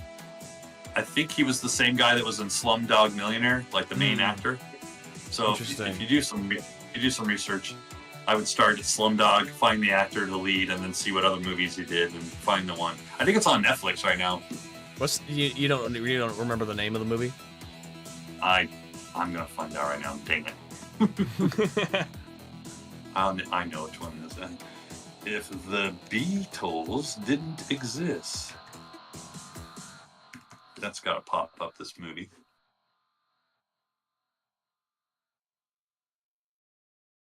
Okay, it's called Yesterday. Duh. Yesterday, all my feelings are in Hanoi. Yeah, so the movie's called Yesterday. Look it up, dude. It's so funny. It's a fun movie.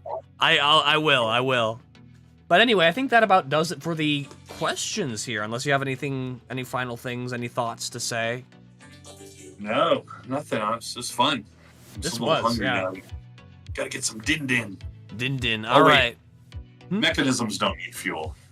Yeah. Scratch that, yeah. I am the alpha drug, after all. A superior humanoid. All right. Correct. Well, I'll see you around, my guy. This was dope. Yeah, it was a lot of fun, and we'll do another collab soon. Yeah. I'll certainly hit you up when I have something for you, or maybe you'll do the same thing. Who knows? We'll see where we'll see where it takes us. Right on. All right. Thanks for having me, man. Yeah, absolutely. See ya. All right. Well, you guys can't see my face. Let's see if we can figure that out. I'm gonna just close it off. Yeah, I will abstract. We'll set that up. I'm just hang on. Just gonna carry out the outro screen. You know what? I'm just gonna end it here with the. I'll just skip to the end screen here. Thank you guys so much for coming through. It's been an honor, and I will see you in the next stream. Peace.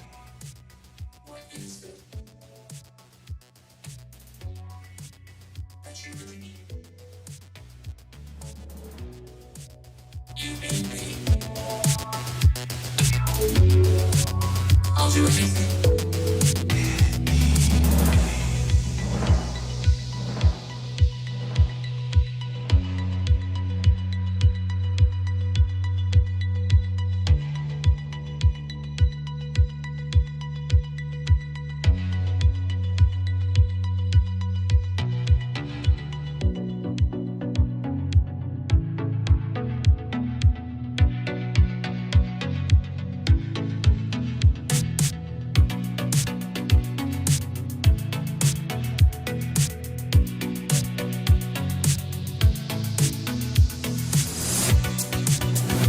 Leave me. I don't want you to. Can't you see? I'm in love with you. Your eyes, your lips, your smile, you are giving. Your blood, your heart. Your soul.